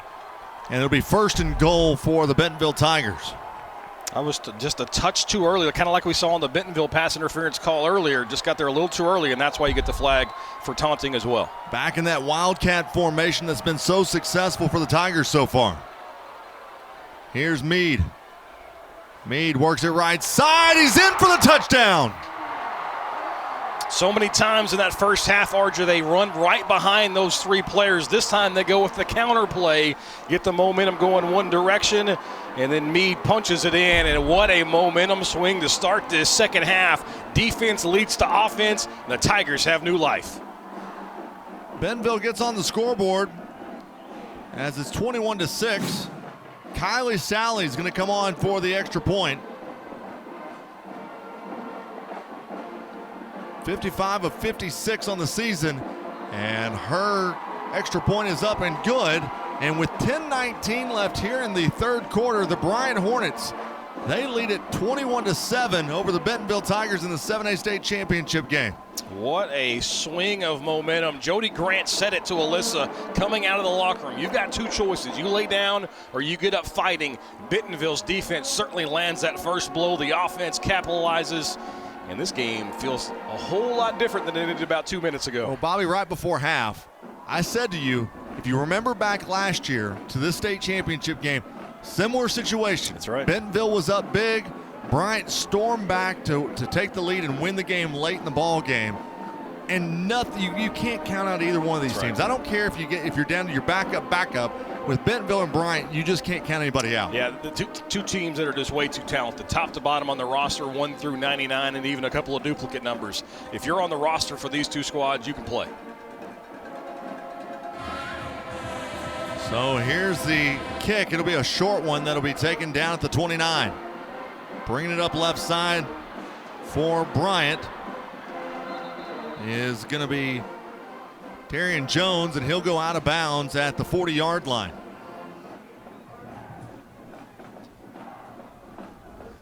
Hey, let's head down to Alyssa Orange on the sideline. She's got an update on the Bentonville sideline. Well, one of the things that Jody Grant told us before this game was that they need the ball to just bounce their way somehow. So I do have some good news for the Bentonville Tigers in form of Eli Pearson. He just had a little bit of some scrapes on his knee. They needed to bandage up and tape him up, but he came out of the tent jumping up and down as his team scored their first touchdown of the game. Here's a run play by Bryant, and it's bottled up behind the line of scrimmage. And that time it was Hodges, had nowhere to go, and Bryant's going backwards.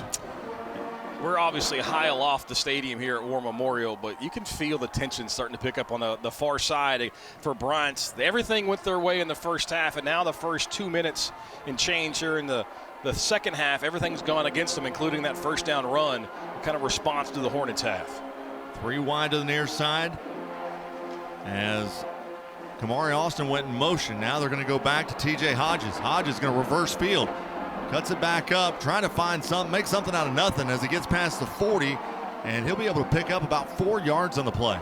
Perfectly timed run blitz there for Bentonville. Kind of blew that one up before it got started, and thanks to a great athletic play from Hodges, gets it back just beyond the original line of scrimmage. But 3rd and long, Bentonville's defense got a chance to get the football back for their offense. Bryant only punted 1 time in the first half, and it's 3rd down and 9.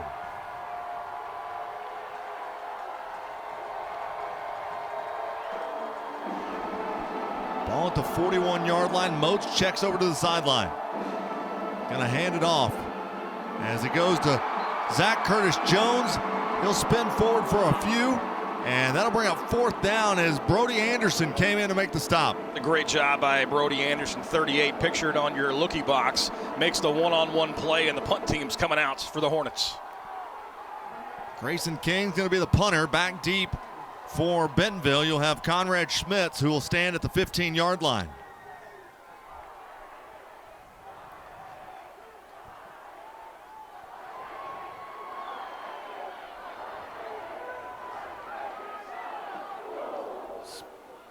King put a foot into it. It'll be taken at the 16.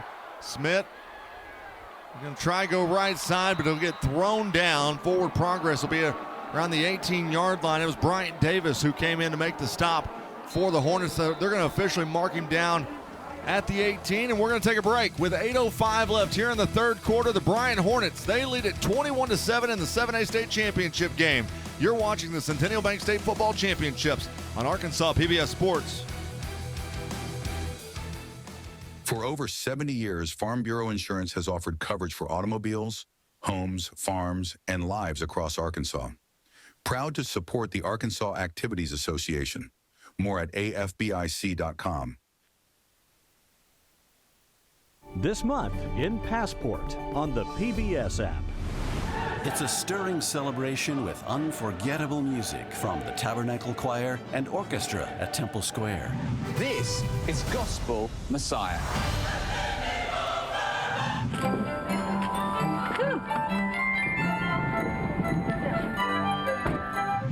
These and other shows from Arkansas PBS are available with Passport on the PBS app. See your state government in action. The Arkansas Citizens Access Network provides convenient, live streaming coverage of state board and commission meetings, as well as direct links to proceedings of the legislature and the Arkansas Supreme Court. Can't watch live? Archived events are available on demand on YouTube. Learn more at myarkansaspbs.org/arcan.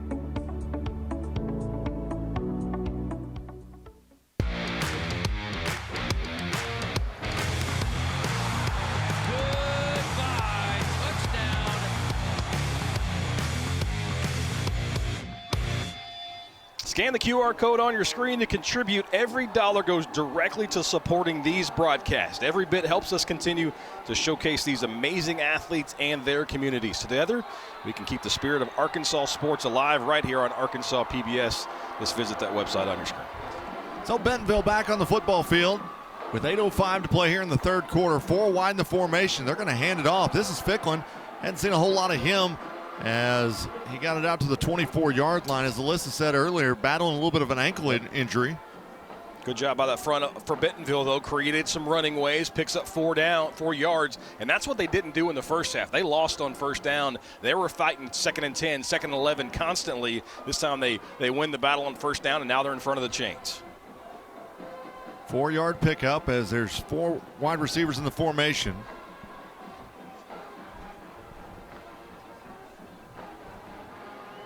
Going to go back. No, they thought about the Ficklin, but it came with the RPO, and it's incomplete. As that time, they were trying to find their wide receiver. I believe that was Schmitz. The RPO was there just to throw a little bit low and behind his receiver. Now 3rd and medium to long again for Bentonville. And Malachi McDonald for Bryant putting a lot of pressure on the quarterback to get rid of the football a little bit early. We've called his name a lot. Big 99 in the middle. 3-down defensive tackle. Every coach begs to have a guy like that. Vince Wilfork comes to mind, of course. Of course you would drop a Patriot reference. Indeed. Here's the 3rd down play as they go left side, and is it intercepted? No, they're going to say it's incomplete, bounced off the turf. Again, just a little late. The throw coming across the middle behind his intended target. But the Bryant defense puts together a impressive series there, and they're going to get the football back. Here's a look at that last play, and yeah, it bounced off the turf. Made it look good. It was a nice acrobatic play to try to sell it. Officials on top of that one, and so now it's a punting situation as Cooper Nix will come out to punt. Bryant's going to put 2 back again to receive the punt. That'll be Caleb Tucker along with Jacoby Boone.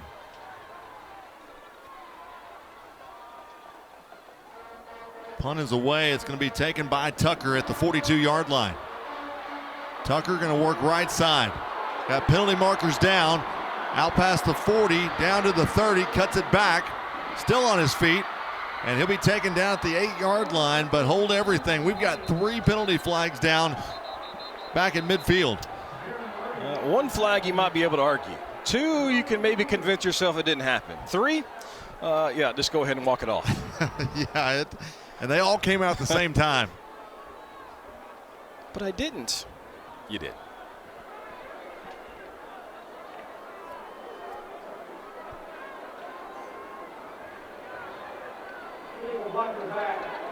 So they're going to call that illegal block in the back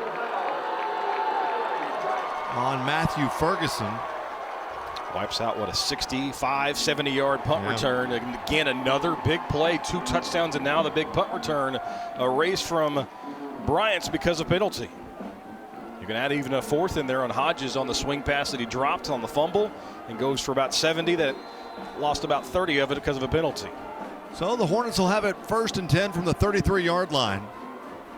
Moat's going to hand it off. Brings it right side. That's Robinson has the football. And ball's out. Ball's out. Who came up with it? Has Bentonville got it? Yeah. Yes, it's going to be McCarthy for Bentonville who came up with it. And they're going to have it at the 41-yard line. Just ripped the football from Robinson's hands and lands right in the lap of a defender for Bentonville. Take a look at it here. Just gets the hands on the football. Yeah, McCarthy does it all himself. Takes the football away, recovers it himself. Aiden McCarthy, the junior. Defense creating things for the Tigers. Sets them up in great field position once again. And with 6:54 to play here in the 3rd quarter, Mo is creeping over onto the Bentonville sideline.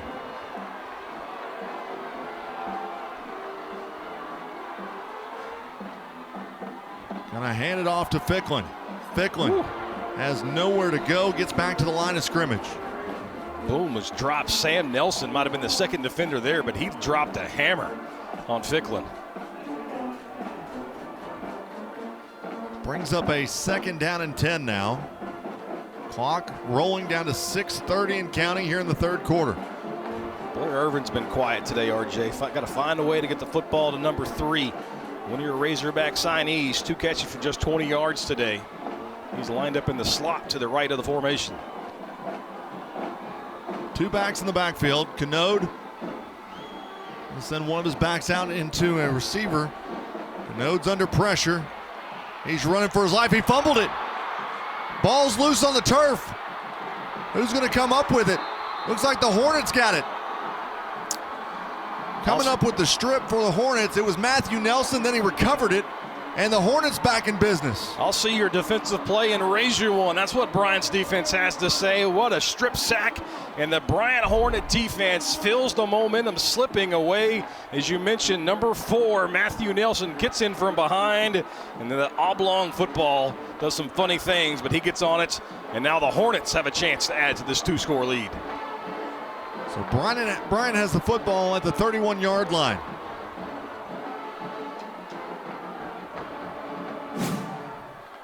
What a break, what a swing and momentum for Bryant. They needed that. Moats, low snap, gonna hand it off. Goes over to Zach Curtis Jones, and Jones is gonna take it out to the 31-yard line, which was the original line of scrimmage as Kellen Rona came in for the stop.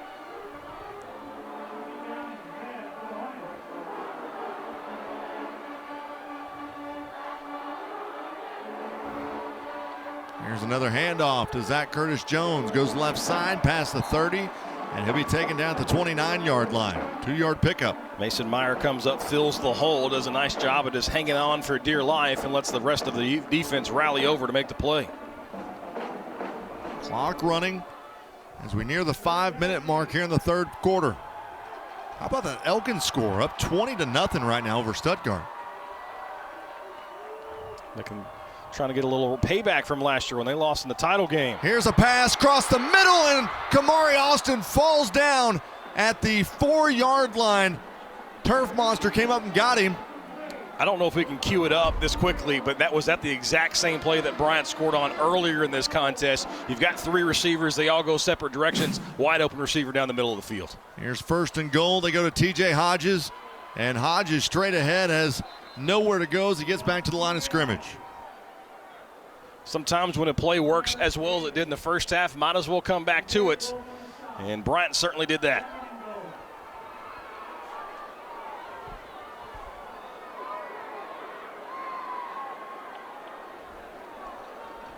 So it brings up a 2nd down now and goal for the Bryant Hornets.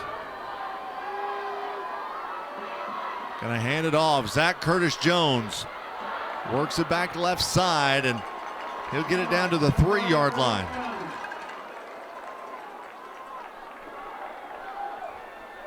Showing the replay here in the booth, and that's almost an identical play to what they scored on in the first half. The time, as RJ mentioned, this turf monster will get you, especially when it gets cold, a little slick out there. Kamari Austin couldn't keep his footing. See if Bryant, though, can finish off the drive. Hansfield, 32-6. We're the defending champs. Here it is on third down, and the running backs ran into each other. That time, Curtis Jones and TJ Hodges ran into each other, and they got it back to the line of scrimmage. Now you've got fourth down. Take a look. This is the play they scored on and the play they just did. Does that look similar to you or not? Yes. Almost identical. So, Bobby, I mean, you've got fourth down. Yeah. Wouldn't you almost say get the points at this point? No, I like the idea. Keep the momentum going. Then you've got, if you don't get it, you force Bentonville to go 95. Here they go. They're going to hand it off to Curtis Jones. He doesn't get it. Bentonville gets the stop. Bentonville's defense looks different here in this second half. That first drive started to get a little momentum for Bryant. They get the turnover. The interception sets up a score. And the Bentonville defense comes up huge, coming from the backside, makes the play. Connor Davis tracks it down, and a huge, huge stop for Bentonville. They're not going anywhere. I just go back to, if you're in a state championship and you've got an opportunity to get points and just keep adding to your momentum, you almost get the points right there. I see what you're saying, make them go the length of the field and all that. I just think that, you know, points matter, and you're in a state championship game, and we've already seen momentum shift a couple times in this ball game. Yeah, I agree with you. You go up 3 scores, up 17, but this Bentonville offense hasn't been able to drive the ball all day. Yeah. The one score they had came off the interception that set up the short field. Here's the Wildcat package that goes right side to Meade, and Meade's going to be able to pick up about 4 yards on the play to bring up second down. Dardanelle and Warren playing a tough one right now, 28-20. Dardanelle leads Warren right now. So it's officially a 5-yard gain. Back to the Wildcat they go. Meade straight ahead. And he'll take it past the first down marker as he'll get it out to the 14-yard line.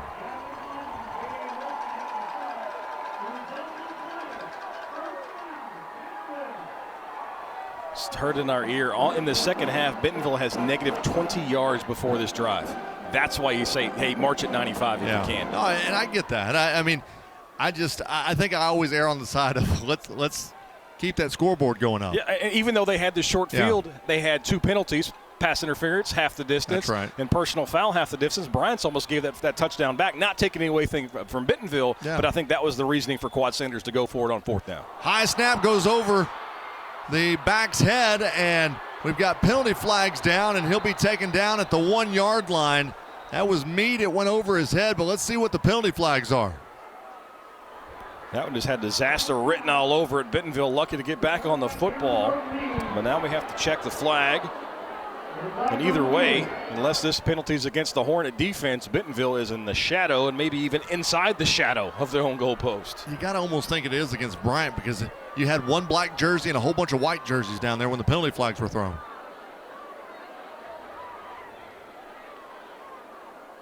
Tommy Kraft, our head official. Let's get the call. What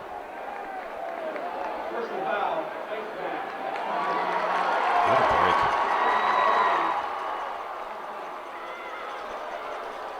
So personal foul face mask. I think they're going to get, is that 7? Day Wilson. That comes all the way back out to the 29-yard line. So instead of being inside the 5, what a huge, huge turn of events. Right there. That's face mask. The head turns, which is going to make it an automatic 15-yarder. Flag comes out. Good call by the officials. 1st and 10 with the ball at the 29-yard line. Back to the Wildcat they go. Meade trying to find a hole, has nowhere to go, and he'll get it back to the line of scrimmage. This is a coaching, and there's another flag comes out late. But that right there is what you can't have if you're Bentonville. You're already in the jumbo set. You've got 10 offensive linemen, essentially some tight ends. You got to run north and south. You can't be dancing around with the football. You got to get what you can get, whether it's 2-3 yards. You can't be dancing around at the line of scrimmage. But now another late flag comes out, and we'll have to check that. Quad Sanders does not look pleased with his defense.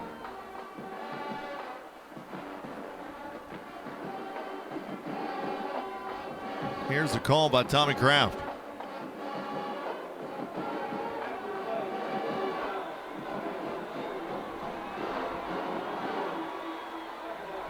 Goes the other direction.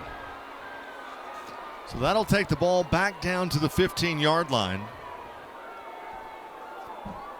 Called unsportsmanlike conduct there. Sorry about that, RJ.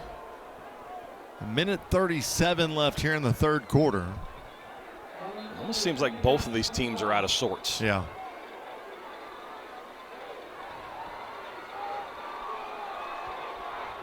Four wide in the formation. There's a pass right side, and he gets taken out of bounds. As that time was able to hook up with Jack Dunn on that right side. Just a quick hitch there, and Bryant's going to give that up all day. It's third and I guess we'll call it pick a county, Mississippi County. It's a long way. I think officially they're going to mark it third down and 16. Redbugs have an 18-7 lead on Boonville. Fordyce trying to get back to the title game.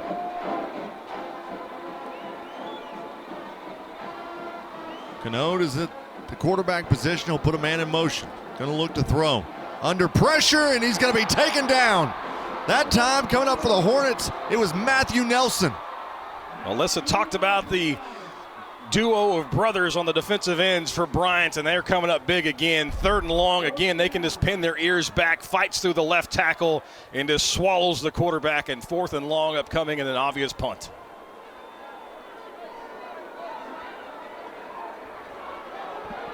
So the Hornets will bring out two guys to receive the punt. Jacoby Boone as well as Caleb Tucker. Cooper Nix on to punt for Bentonville. Nix will put a foot into it. It'll be a short kick. It goes way out of bounds, and they're going to mark it out of bounds at the, he's still walking. He's at the 23-yard line, and that is, what, a 6-yard punt? 6 yards. That one almost landed in the front row. Looks like my wedge game, little Shankopotamus.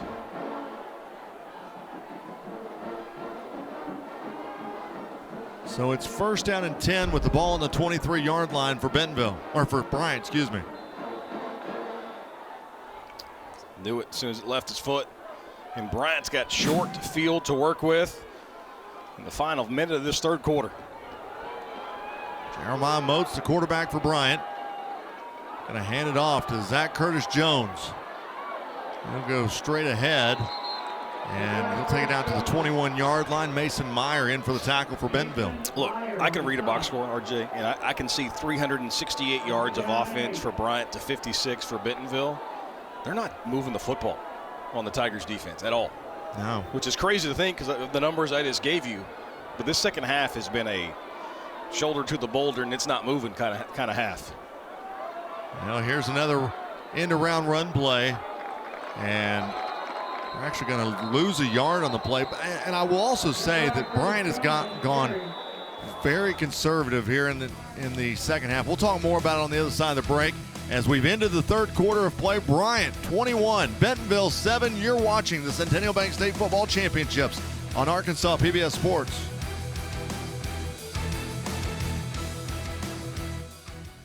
Centennial Bank supports communities across Arkansas and is a proud supporter of the Arkansas Activities Association and Arkansas PBS Sports, providing financial services since 1999.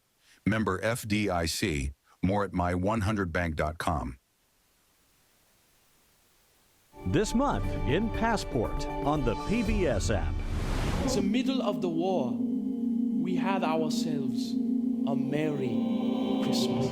Hear the untold stories of the last months of the war and find out how close we came to an even more catastrophic conclusion.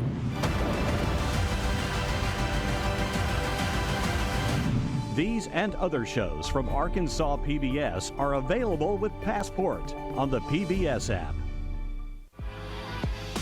The future of Arkansas PBS, its programs, and its irreplaceable purpose all rest on a strong foundation of community support. Help us continue to impact lives for generations to come.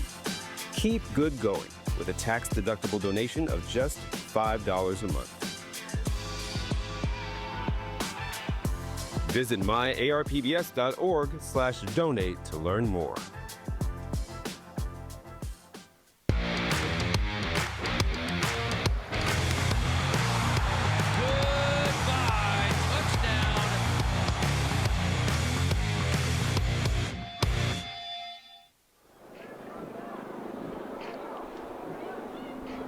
Back here in War Memorial Stadium, Kai Caddy, the guy that you and I went to school with, roaming the sidelines with his cameras. And you know what? If you would like one of his pictures, you can go to myarpbs.org/photos, and you will be able to get one of the photos that he takes of one of the players that are on the field right now. I feel like it's funny. The guy works nonstop, and during the 8-man game of tonight, we get the 1 second that he's sitting down. the 1 second. So Bryant with the football to start the fourth quarter. Pressure. As Moats is going to be under pressure. Escapes one man, going to take off and run with it. And he'll go out of bounds at around the 20-yard line.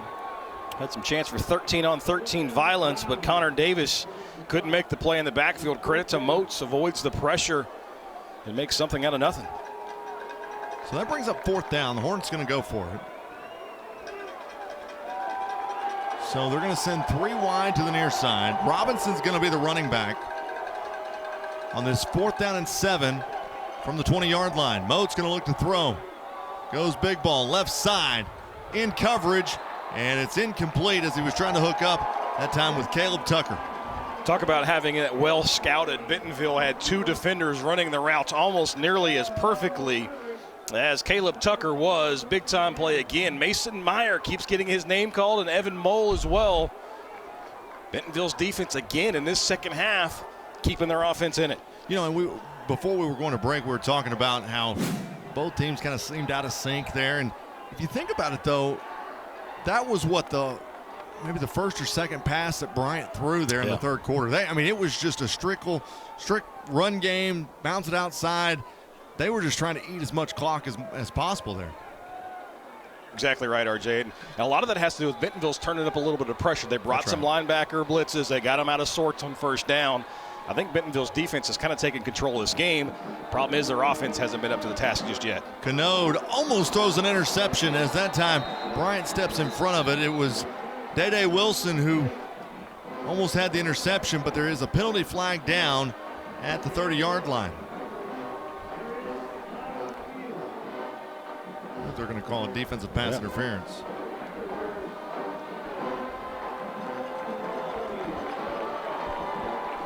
Hey, while they're marking up the penalty, let's go down to Alyssa Orange on the sidelines. Alyssa. Guys, I want to take you back to last week when Bryant was in a dogfight with Rogers, down 14 with less than 3 minutes to go. I asked Coach after that 2-overtime win what he said to his team at halftime, and he said, maybe this makes me a bad coach, but I didn't give him any kind of motivational speech. I said, if you win this game, it's because you want to win. That goes to the fact that this team doesn't have any panic, and even though they're now up by 14 and how crazy that third quarter was, you're not seeing any panic on this Bryant sideline. You're really seeing a focused team, even though it feels a little out of sync. They understand that all they have to do is just go out and execute. What they don't want to do is keep hurting themselves with these penalties. But that is why Bryant has been able to be so successful as of late, is because of the way they approach these games. Thank you, Alyssa. Ja'Cory Smith right there on that tackle for a loss just a moment ago. And so now it's second down for Bentonville as they give it to Ficklin. He goes straight ahead, takes it out to the 40-yard line. And that'll bring up third down now for Bentonville. Kind of what's wild about this contest is Bryant has a 7-to-1 yard advantage in total offense. And we're one play away from this game being really, really, really interesting. So it's third down and 5 with the ball at the 40-yard line. Canode in at quarterback. Wing backs it off that right side. Canode across the middle, and he's got his man. That time hooked up with Schmitz, and he's got the first down as he takes it out to the 47-yard line. I don't know how Aaron Austin's not running to the end zone with the football for Bryant. That was right through the defensive back's hands. Just threads the needle somehow. Whew. That could easily been points going the other way. Literally threading the needle that time. he touched every part of the football. So it's 1st and 10 for the Tigers. Ball at the 47. Here's Pratt. Gets a couple on the play to bring up 2nd down. That time, Jaden Jones, came in to make the stop. Evan Canode, 9 of 17, 88 yards passing. He's settled in nicely in a game that he never would have imagined he was going to be playing in. 2nd down and 8. In motion is Prevost. Fakes the handoff to him. Now he's going to look to throw. Goes across the middle of the field, and it's incomplete. On the deflection that time for the Hornets, it was Day Wilson. Yeah, Canode took a big shot, and he's still down on the field. And that's the one thing that Bentonville certainly cannot afford. That pass late across the middle. It might have been non-contact, actually. Canode couldn't see if he took a blow there, but so the Bentonville quarterback stayed down. Again, out of the picture, couldn't see it. Well, nobody hit him. He may have just came down on an ankle wrong. But he's going to have to come out of the ball game now. So Bentonville could elect to take a timeout to prevent that, but obviously every second matters and those timeouts are going to be critical. We'll see what Bentonville wants to do. And again, this may be 4-down territory as well. Maybe you go back to that Wildcat package. Maybe you hand it off to Ficklin. So you've got to get yourself to a 4th and manageable. So now Tanner Gallagher is going to come back into the ball game. And you want to talk about somebody that thought he would never see a state championship play. It's Tanner. Yeah, I don't know what to say. Nothing against him. Absolutely. You just don't think you're going to get to the third string quarterback. Yeah, they're going to throw it. And he's going to throw it across the middle of the field. It's intercepted. Taken by Bryant at the 40. Running lanes up to the 45. And going to be knocked out of bounds at the 32-yard line. That's the one thing you couldn't have happen if you're Bentonville. You know what? You want to make a big play. You get a chance in the state championship game, but that time he just forced it late down the middle. And the opportunistic defense for the Hornets makes the play.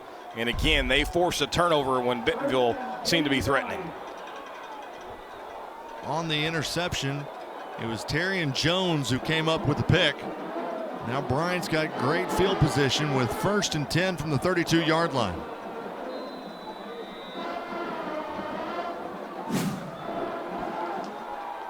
Jeremiah Moat's going to look to throw. Moat's under pressure. Throws it downfield. He's got a man in the end zone. That's Jacoby Boone for the touchdown.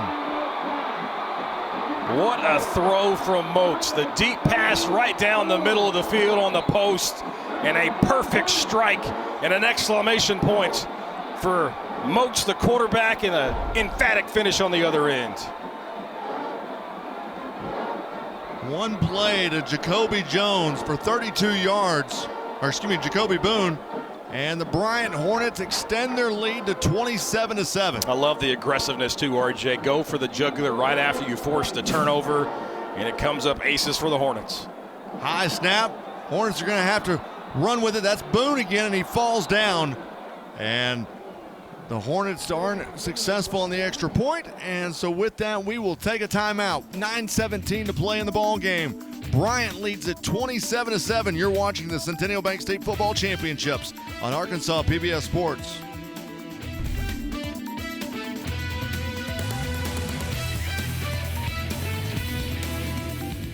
Everett Buick GMC provides vehicles to Arkansas families and supports local organizations. Community involvement has been part of our story for generations. Proud to support the Arkansas Activities Association and Arkansas PBS Sports. More at everettbgmc.com. Tell me, have you ever truly been in love? Once. What happened? You are an excellent detective. The world has changed. You need to change with it. This is the place to meet the right people. You must have hope. You cannot live without hope. Coming soon to Arkansas PBS. This holiday season, you can give yourself a present while impacting the future. When you donate to Arkansas PBS, your gift serves all of Arkansas through media that educates, informs, entertains, and inspires. Make your tax-deductible gift before December 31st. It's a gift that will have an impact for generations to come. Visit myarpbs.org/donate. Thank you and happy holidays from Arkansas PBS.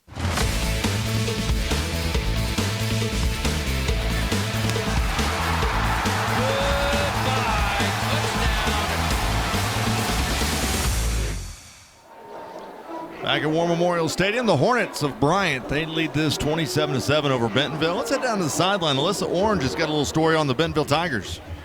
Yeah, guys, you talked about Tanner Gallagly not expecting at all to be in the position that he is in right now. In fact, when you look at the stat sheet, he hasn't thrown a pass or taken a snap on the offense all season long. You can even go and say Daquan Prevost has had a pass before he has, as well as Conrad Schmidt has thrown a pass before he has. If you want to find him on the stat sheet, you'd find him under the punting stats. And so he has got a lot on his shoulders right now if Bentonville wants to get back into this game.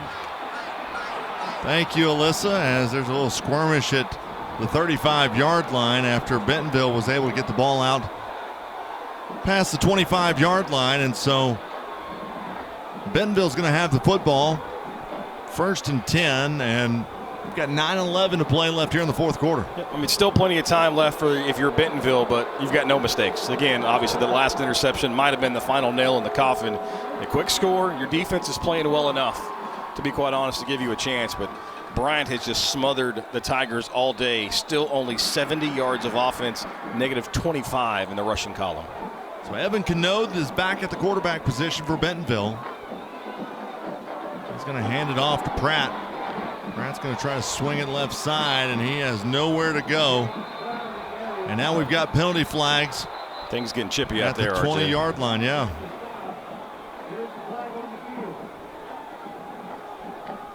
Certainly getting chippy.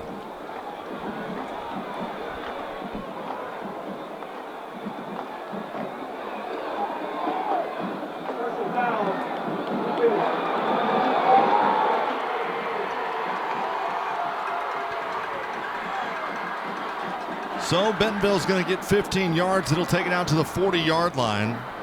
If you need to, if you absolutely need to find something that's gone against Bryant today, it's been the discipline and penalties. 14 penalties now for 134 yards. Wow. 2 receivers to the near side.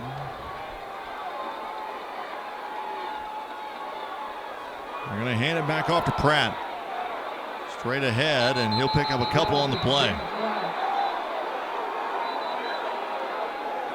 Don't know that I would have looked this up before today, RJ, but the state championship game record for the fewest rushing yards ever allowed. Well, here's the first one. We had this trivia question in the 2A game earlier. Well, that's totally, yeah, you're exactly right. So the fewest rushing plays allowed, which I lost it. I'll tell you in a second. Okay. How about that? Now we had the fewest rushing yards in the 2A game, and the fewest rushing yards in 2A was 19 total yards. Yeah. How about 1982? -8 yards. Here's Pratt, and he'll get back to the line of scrimmage to bring up 3rd down. Negative how many? -8 passing yards is the record in that category. The fewest rushing yards allowed actually wasn't that long ago. El Dorado held Greenwood to -44 yards rushing. Wow. 2021. A lot of fans may remember that was a game it rained, and El Dorado had one game plan. They said, we're going to blitz, and then we're going to blitz some more. And it worked. You know, you don't really think of Greenwood as being the running type of team anyways, as here's a pass over the right side to Irvin, and he'll get out of bounds after getting the 1st down. You just think of Greenwood, and you're like, oh, they're quarterback U up there, right? Mm-hmm. They throw, and they throw. You don't think of them as a running team anyways. Yeah, but they do run the football a lot more than you think. Yeah. But that team, I can't remember exactly how many. It'll take me a second or two to find it. I want to say El Dorado had 8 or 9 sacks in that game. This kept them all out of sorts all afternoon long. That was 4 years ago. Hard to believe. 3 receivers to the near side. Canode going to look to throw. Goes right side. Ball was deflected. And that'll bring up 2nd down. 32 carries today for Bentonville, minus 21. Looks like Kavion Smith was the one that tipped the pass. And so that'll bring up second down with the ball at the 49-yard line. In Bryant territory at the 49.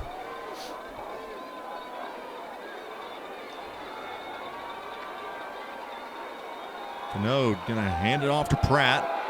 His right side has nowhere to go and gets it back to the line of scrimmage. Just trying to get anything going, maybe catch Bryant off guard with the off-tackle play. And that defensive front, I don't know if you can say enough about those players up front. We saw the starting lineup earlier in the contest, but led by the Nelson brothers, big 99, Malachi McDonald, a handful of others. They deserve all the credit. 3 receivers to the left side. As Canode's going to look to throw, steps up in the pocket. Going big ball down the middle of the field.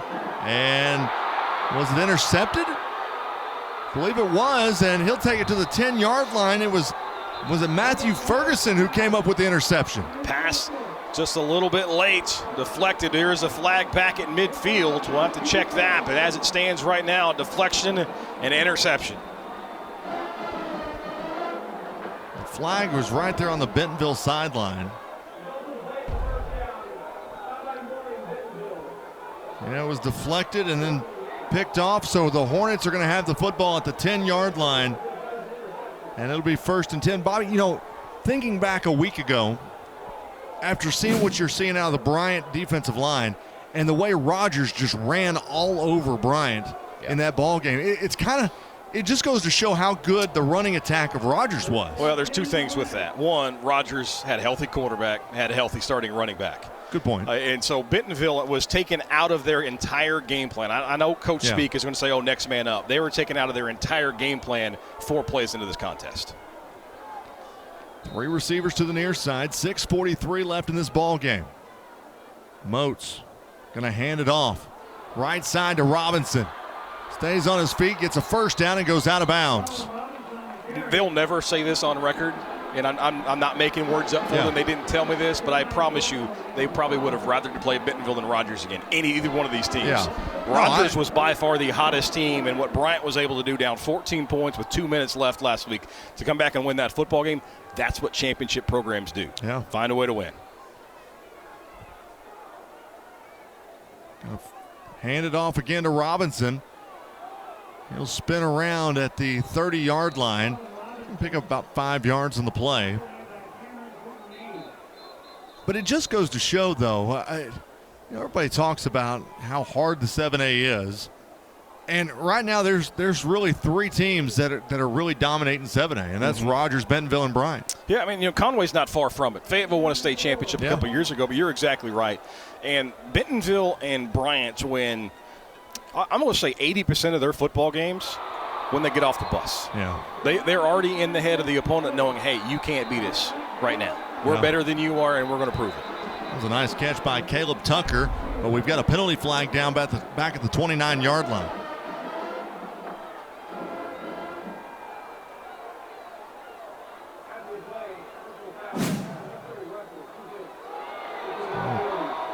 Personal foul goes against the Bentonville Tigers.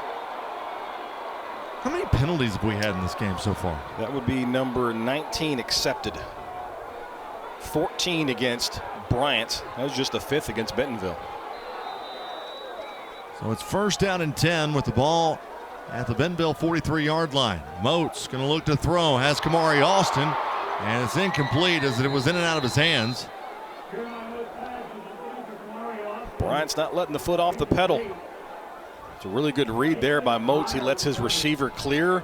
The defense finds a hole in the secondary and delivers a strike, and that one should have been hauled in. Brings up 2nd down and 10.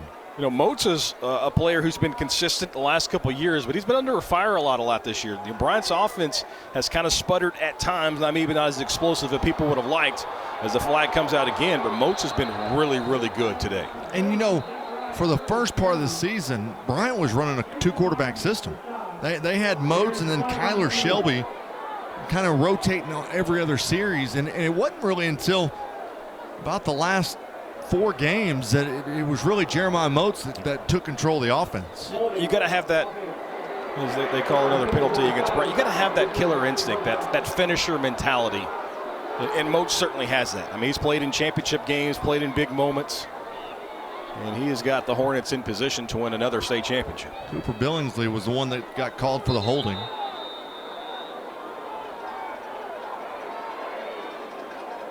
And here's Moats going to swing it out right side.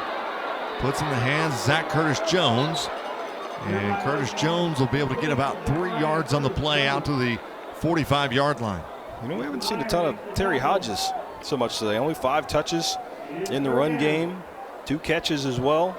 Of course, he was a transfer into this program this year. Played most of his high school ball at Mark Tree. A lot of people were wondering how that was going to go. You know, you're playing Mark Tree football, or lower classification, yeah. And then you come up to play 7A football. It's worked out. I mean, he's had a good year, as they'll work it right side with Robinson, and Robinson will take it close to the 35-yard line. Yeah, if you could play, it kind of obviously he had a lot of big-time offers even when he was at Mark Tree.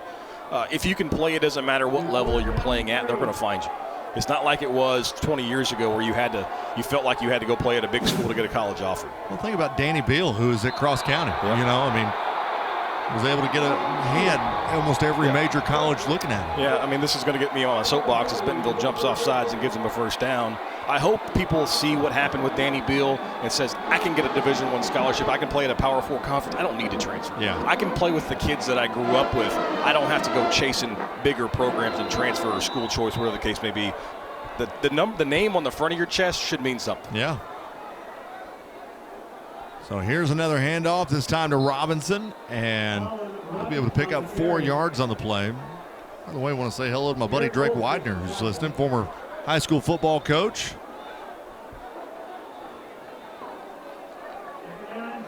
So it brings up a 2nd down and 6 from the 27-yard line.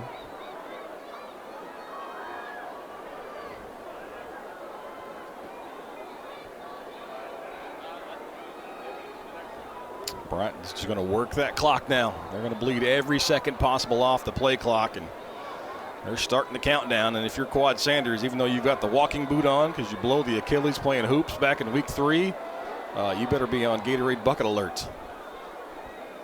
They fake the handoff, going big ball down the middle of the field, and trying to hook up that time with Caleb Tucker. And it was Tristan Brown that time that was on the coverage. And so that brings up 3rd down.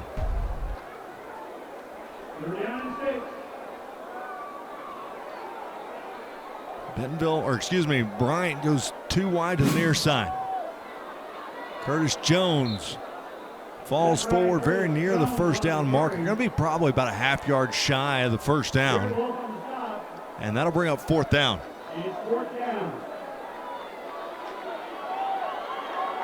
Hornets working quickly, as they've still got 25 on the play clock. And I hand it off straight ahead. This time it's Robinson, and Robinson will take it down to the 16-yard line. I think what we're starting to see, RJ, is just that Bentonville defense running out of gas. They've been asked to do too much. The offense couldn't keep them off the field. Not complimentary football, and now the Bryant Hornet offense is able to lean on those tired legs of Bentonville and chew this clock up. Under 3 minutes to play. Bryant leading 27-7.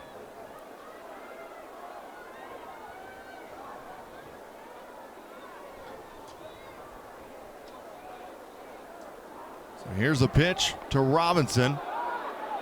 He'll work outside, get it past the 15, and he'll be taken down at the 14-yard line.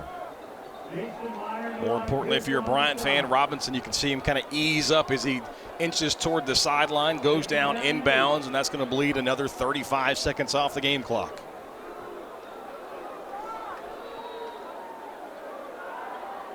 So it brings up a 2nd down and 8 for the Bryant Hornets. I'm so glad we don't have a 2-minute warning in high school football. It's called a 2-minute timeout in college. Yeah. Whatever that means.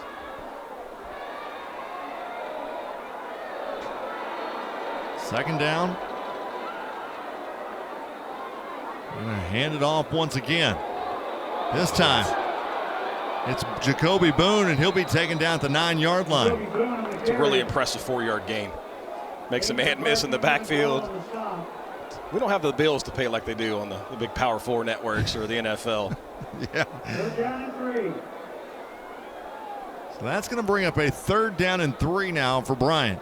Warren takes the lead on Dardanelle. 36-35. When was the last time Warren was in a state championship? It's been about 5 years, I think. I don't know that Dardanelle's ever been one. Really? Yeah. One of the great mascots in the state of Arkansas. Sand lizard. Oh, Dardanelle just scored, 41-36. Here is a pass. It goes left side to Tucker. He gets the 1st down and takes it down to the 2-yard line. That's going to do it. Bryant, if they want to, going to be able to kneel this one out thanks to that 1st down.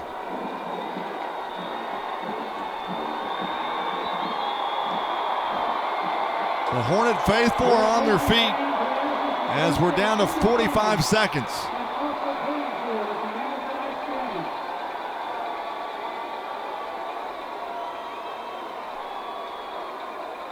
One knee will do it. Down to 10 on the play clock. It's not exactly what we expected when this one started, RJ. They're going to take it. That's Moats. He'll go straight ahead. He fumbles it. And they're going to get it all the way. They get out of the end zone with it.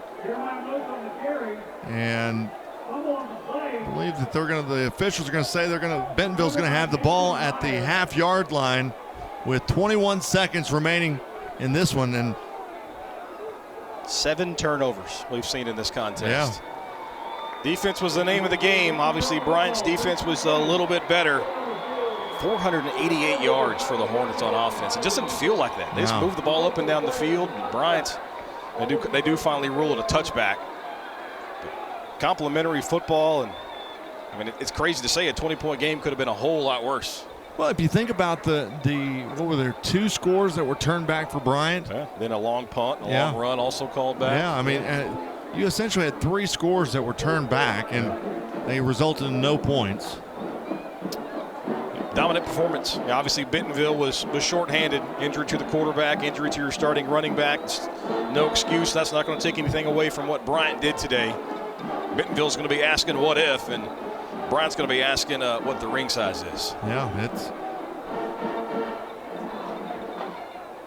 they're going to go in with quarterback in the shotgun. Going to hand it to Pratt. Pratt will go left side. Be taken down by McDonald.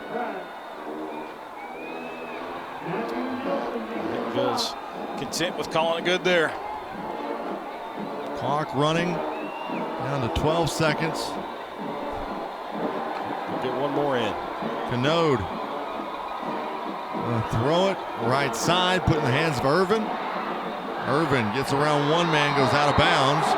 With no time remaining, now we've got penalty flags left, and that's going to do it. For the 7th time in 8 years, the Bryant Hornets are state champions. As they're trying to corral, there's a Bryant Hornet over on the Bentonville sideline. They're going to get everybody separated. There was penalties at the very end of this, by the way. A couple flags came out as time had expired.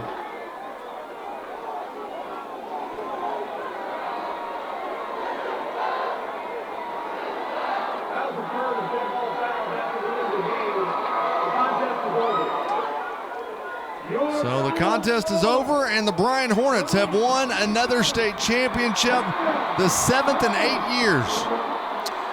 When the 2018 season started, RJ, Bryant had never won a state championship. Yeah. Fast forward 8 years, they've won 7 of them. Quad Sanders and company again on top of the mountain. That is Arkansas high school football. So we'll take a break. When we come back, we will have the trophy presentation as well as a talk with the winning head coach Quad Sanders, and tonight's MVP is you're watching the Centennial Bank State Football Championships on Arkansas PBS Sports.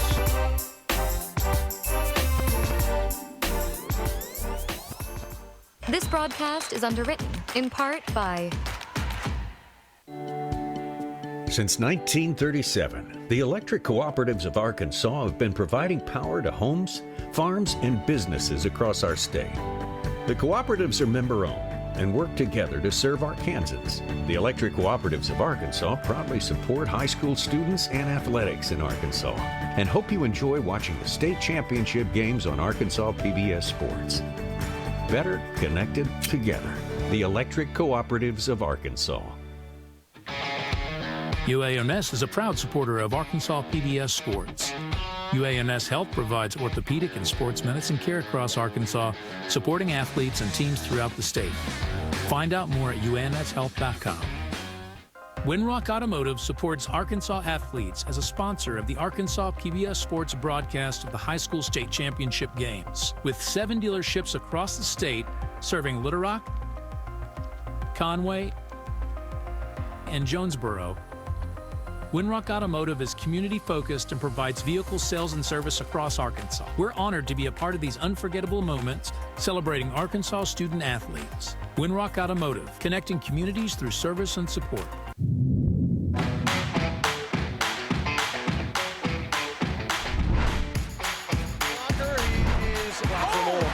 That's one fly from the right wing. Count it. There's a dunk inside as the icing on the cake for Ladarius.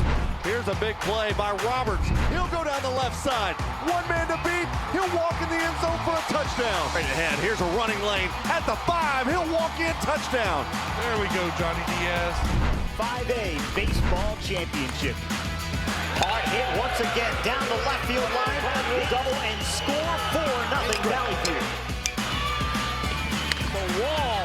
It's gone. 3-run homer. You have to. This is the time to dig in and get the job done.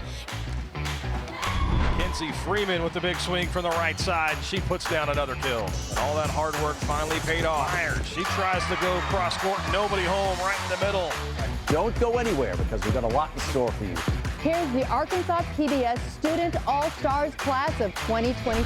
The unified team is Special Olympic partners and peer partners. Friends, it's just incredible to watch how they have been impacted by this experience. Hugo Bezdek, biggest contribution was the adoption of the Razorbacks and a whole sense of pride for this state and for this university. What a game it was. It's an exclamation point for an all-time Arkansas team. My family has long been a supporter of Arkansas PBS. It has been part of my whole life experience. Arkansas PBS fills a space in Arkansas education, Arkansas culture, Arkansas news, and it does so with a neutral and empathetic voice, and it meets people wherever they are. It's vital. This month in Passport on the PBS app. A race. The loss is catastrophic for us. To restore a medieval masterpiece. Evolution left these birds flightless, but that doesn't mean they can't fly. As you travel upriver, the modern world seems to fall away. It feels like a trip back in time.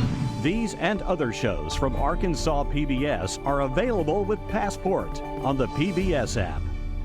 This month on Arkansas PBS.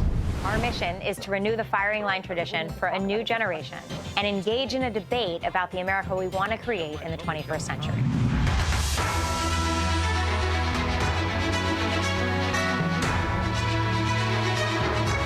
Please join me for conversations with newsmakers, world leaders. Good to be with you, Christiane. Artists and writers. Only on Arkansas PBS. This month in Passport on the PBS app. Eliza, you are an excellent detective, and I need your help. Go on. Charlie's gonna help with the show. It'll be fun. How am I meant to work under these conditions? Jane Austen was my sister. He was saddled with me forever. These and other shows from Arkansas PBS are available with Passport on the PBS app.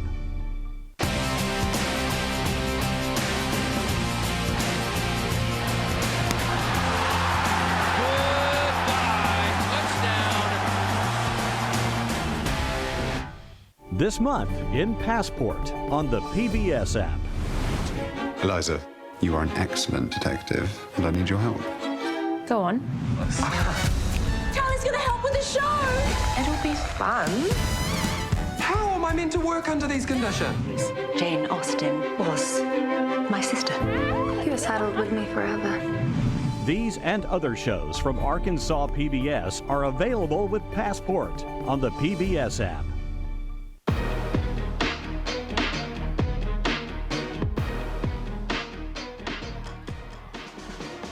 There it is, the state championship trophy for Class 7A goes to the Bryant Hornets. And Bobby, I know I said it a couple times just a minute ago, but 7 titles in 8 years. I mean, that's pretty impressive. Winning a state championship is hard. Winning it at the largest classification in the state's really, really hard. To have the kind of sustained success that Bryant has had, you're talking about 8 different senior classes that cycle through in that span of those championships. It's a testament to the coaching staff, the previous coaches, the previous players that built a foundation that's built on success, and that train just keeps rolling. And everybody thought, hey, maybe Bentonville's the better team coming into the contest. Obviously, they weren't healthy. What happened with the injuries at the start of this contest was a big reason why this game kind of got out of hand. But Bryant's still the king. And guess what? That crown will be really, really tough to take off the head of the Bryant Hornets. Yeah, and look at this total yards. 489 total yards of offense, 234 yards rushing, 255 yards passing. And I think injuries or not, Bobby, the fact that they held Bentonville to under 100 yards of total offense is still pretty impressive. It really is. I mean, it doesn't matter if Ficklin's not 100%. It doesn't matter that Slepecki, goes down on the first drive of the game. Bryant's defense dominated. They won at the line of scrimmage. The front four for the Hornets established dominance early in this football game, and they never let it go. There they are, the 2025 7A state champions. And Quad Sanders will be checking in with Alyssa here in just a moment after they get their team picture. And tell you, Bobby, the highlights, and that really, I mean, Bryant was very dominant in the first half, but you could see that they just wanted to eat that clock. And there was they weren't as dominant in the second half, mainly because they ran it 90% of the time there in the second half. Yeah, and Quad Sanders mentioned it as Moats is named the game's most valuable player. Is like we know in the second half they're going to come out and take a swing. And Bentonville got the defense and got the big play. And let's send it down to the field as Alyssa's got the coach. Coach, congratulations on the win. I'm sure you'll be able to find a place for that trophy in the trophy case. Of course. Even if we have to build a bigger one, we're going to find somewhere to put it. I just keep it in my office. I think that's a pretty good place to keep it. For your defense to hold this Bentonville team to under 100 yards total, to be able to come out here and do this against a really good 7A team, what does that say about how focused they were today? Well, they were well prepared. The only challenge I had was, can they dominate from start to finish? And they answered that bell, you know. And now, I get it. They lost a couple of players or started for them, but there's really no coincidence. Our guys play really hard on defense, you know. So, and I hope those kids are all right. It is hard to wear the crown when everyone's trying to chase you and knock you down. We talked about how focused this team remains. How did they stay so focused when it felt like sometimes Bentonville tried to take that momentum today? Well, it's just you understand the bigger picture. And then what happened last week, you don't understand anything can happen in a ball game. So you put yourself in that situation, you learn how to get out of it, and you don't ever want to go back to it. Does the win make the Achilles feel a little better? Man, that Achilles was feeling better when we made it. Congratulations, Coach. Go enjoy it with your team. Thank you. Thank you, Alyssa. And she'll be checking in with our MVP as the quarterback for Bryant was named Jeremiah Moats, was the quarterback. And how about this? Jeremiah's brother was also the MVP of the state championship game, and he was a backup quarterback when he came in to win the MVP.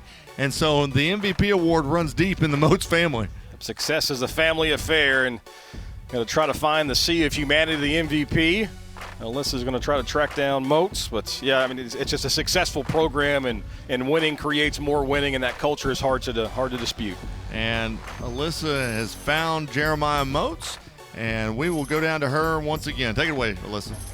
Jeremiah, congratulations on the win. For this offense to come out here and set the tone early, how did that take some pressure off of your shoulders? Honestly, it all came through like the process of throughout the week, practicing. And then especially how we ended last game, we knew we had to start out hot. We've been starting out cold recently and heated up near the end, but we needed to come out hot and set the tone early. How were you guys able to not let Bentonville capture the momentum in the second half? I feel like we just got to stay composed. We started out hot and then we died off, but we really just needed to stay composed, keep our heads clear, and just play football. You guys have won a lot of state championships in the last couple of years. Why is this one special to you? Because I moved to Michigan for a year, so I wasn't able to play last year. And then I came back and started, and this is my first year back. And this meant a lot to me, showing how much I can overcome adversity within myself. What makes this team so special to be able to end it with this championship? All the talent that we have around us, like all the running backs. We have 3 good running backs, amazing receiver room, amazing defense. I feel like the best defense in the state, best offense in the state, and I think we proved it tonight. So I heard your brother won MVP. Now you get to take that trophy home. How does that feel? It feels great because I've been holding on to his MVP, looking at it every night. So now I have my own. I can give him his back. You can give it to him back. You can hold on to that one at night from now on. Congratulations. Yes, ma'am. Thank you. Thank you. Thank you, Alyssa, and great job as always down there on the sidelines as Bryant, they win this one 27-7 over the Bentonville Tigers. You can celebrate Bryant's victory. You can get your official championship gear right now. It's available at ArkansasHighSchoolSports.com to find apparel and memorabilia commemorating the Hornets' unforgettable season, back-to-back undefeated 13-0 season. That's ArkansasHighSchoolSports.com. Well, Bobby, this was just day one, or well, I guess day two, but day one of the larger classifications. We get to do it again tomorrow. That's right. And it's all starting at noon tomorrow, and then we have a 6:30 nightcap. So a lot of good football this weekend as we're going to have football all weekend and then again next Saturday as well. Yeah, one of the great stories of the high school football season we'll see tomorrow at noon. Hot Springs Lakeside in the championship game for the first time since 1975. They won 3 consecutive road games to get to the championship. Also won on this field a week ago. Took down the 3-time defending state 5A champs in Parkview. That's Lakeside and Robinson, going to be at noon. Myself alongside maybe JB Brazil, maybe you. It's a partner to be named later. Game time decision. Hopefully our boy JB Brazil is he's on the mend. He was supposed to call yesterday, supposed to call today, but I am told you can't call a game without a voice. It's very hard. So, hey, but you know what? Tomorrow is going to be a lot of fun. 5A game, then you get the 6A game tomorrow night, which is going to be another rematch of last year's 6A title game. But that's going to do it for this one. The Bryant Hornets, they finish off a perfect season to go 13-0. Bentonville drops to 12-1 after Bryant wins 27-7. For my broadcast partners, Alyssa Orange, Bobby Swafford, I'm RJ Hawk, along with everybody associated with Arkansas PBS. You've been watching the Centennial Bank State Football Championships on Arkansas PBS Sports.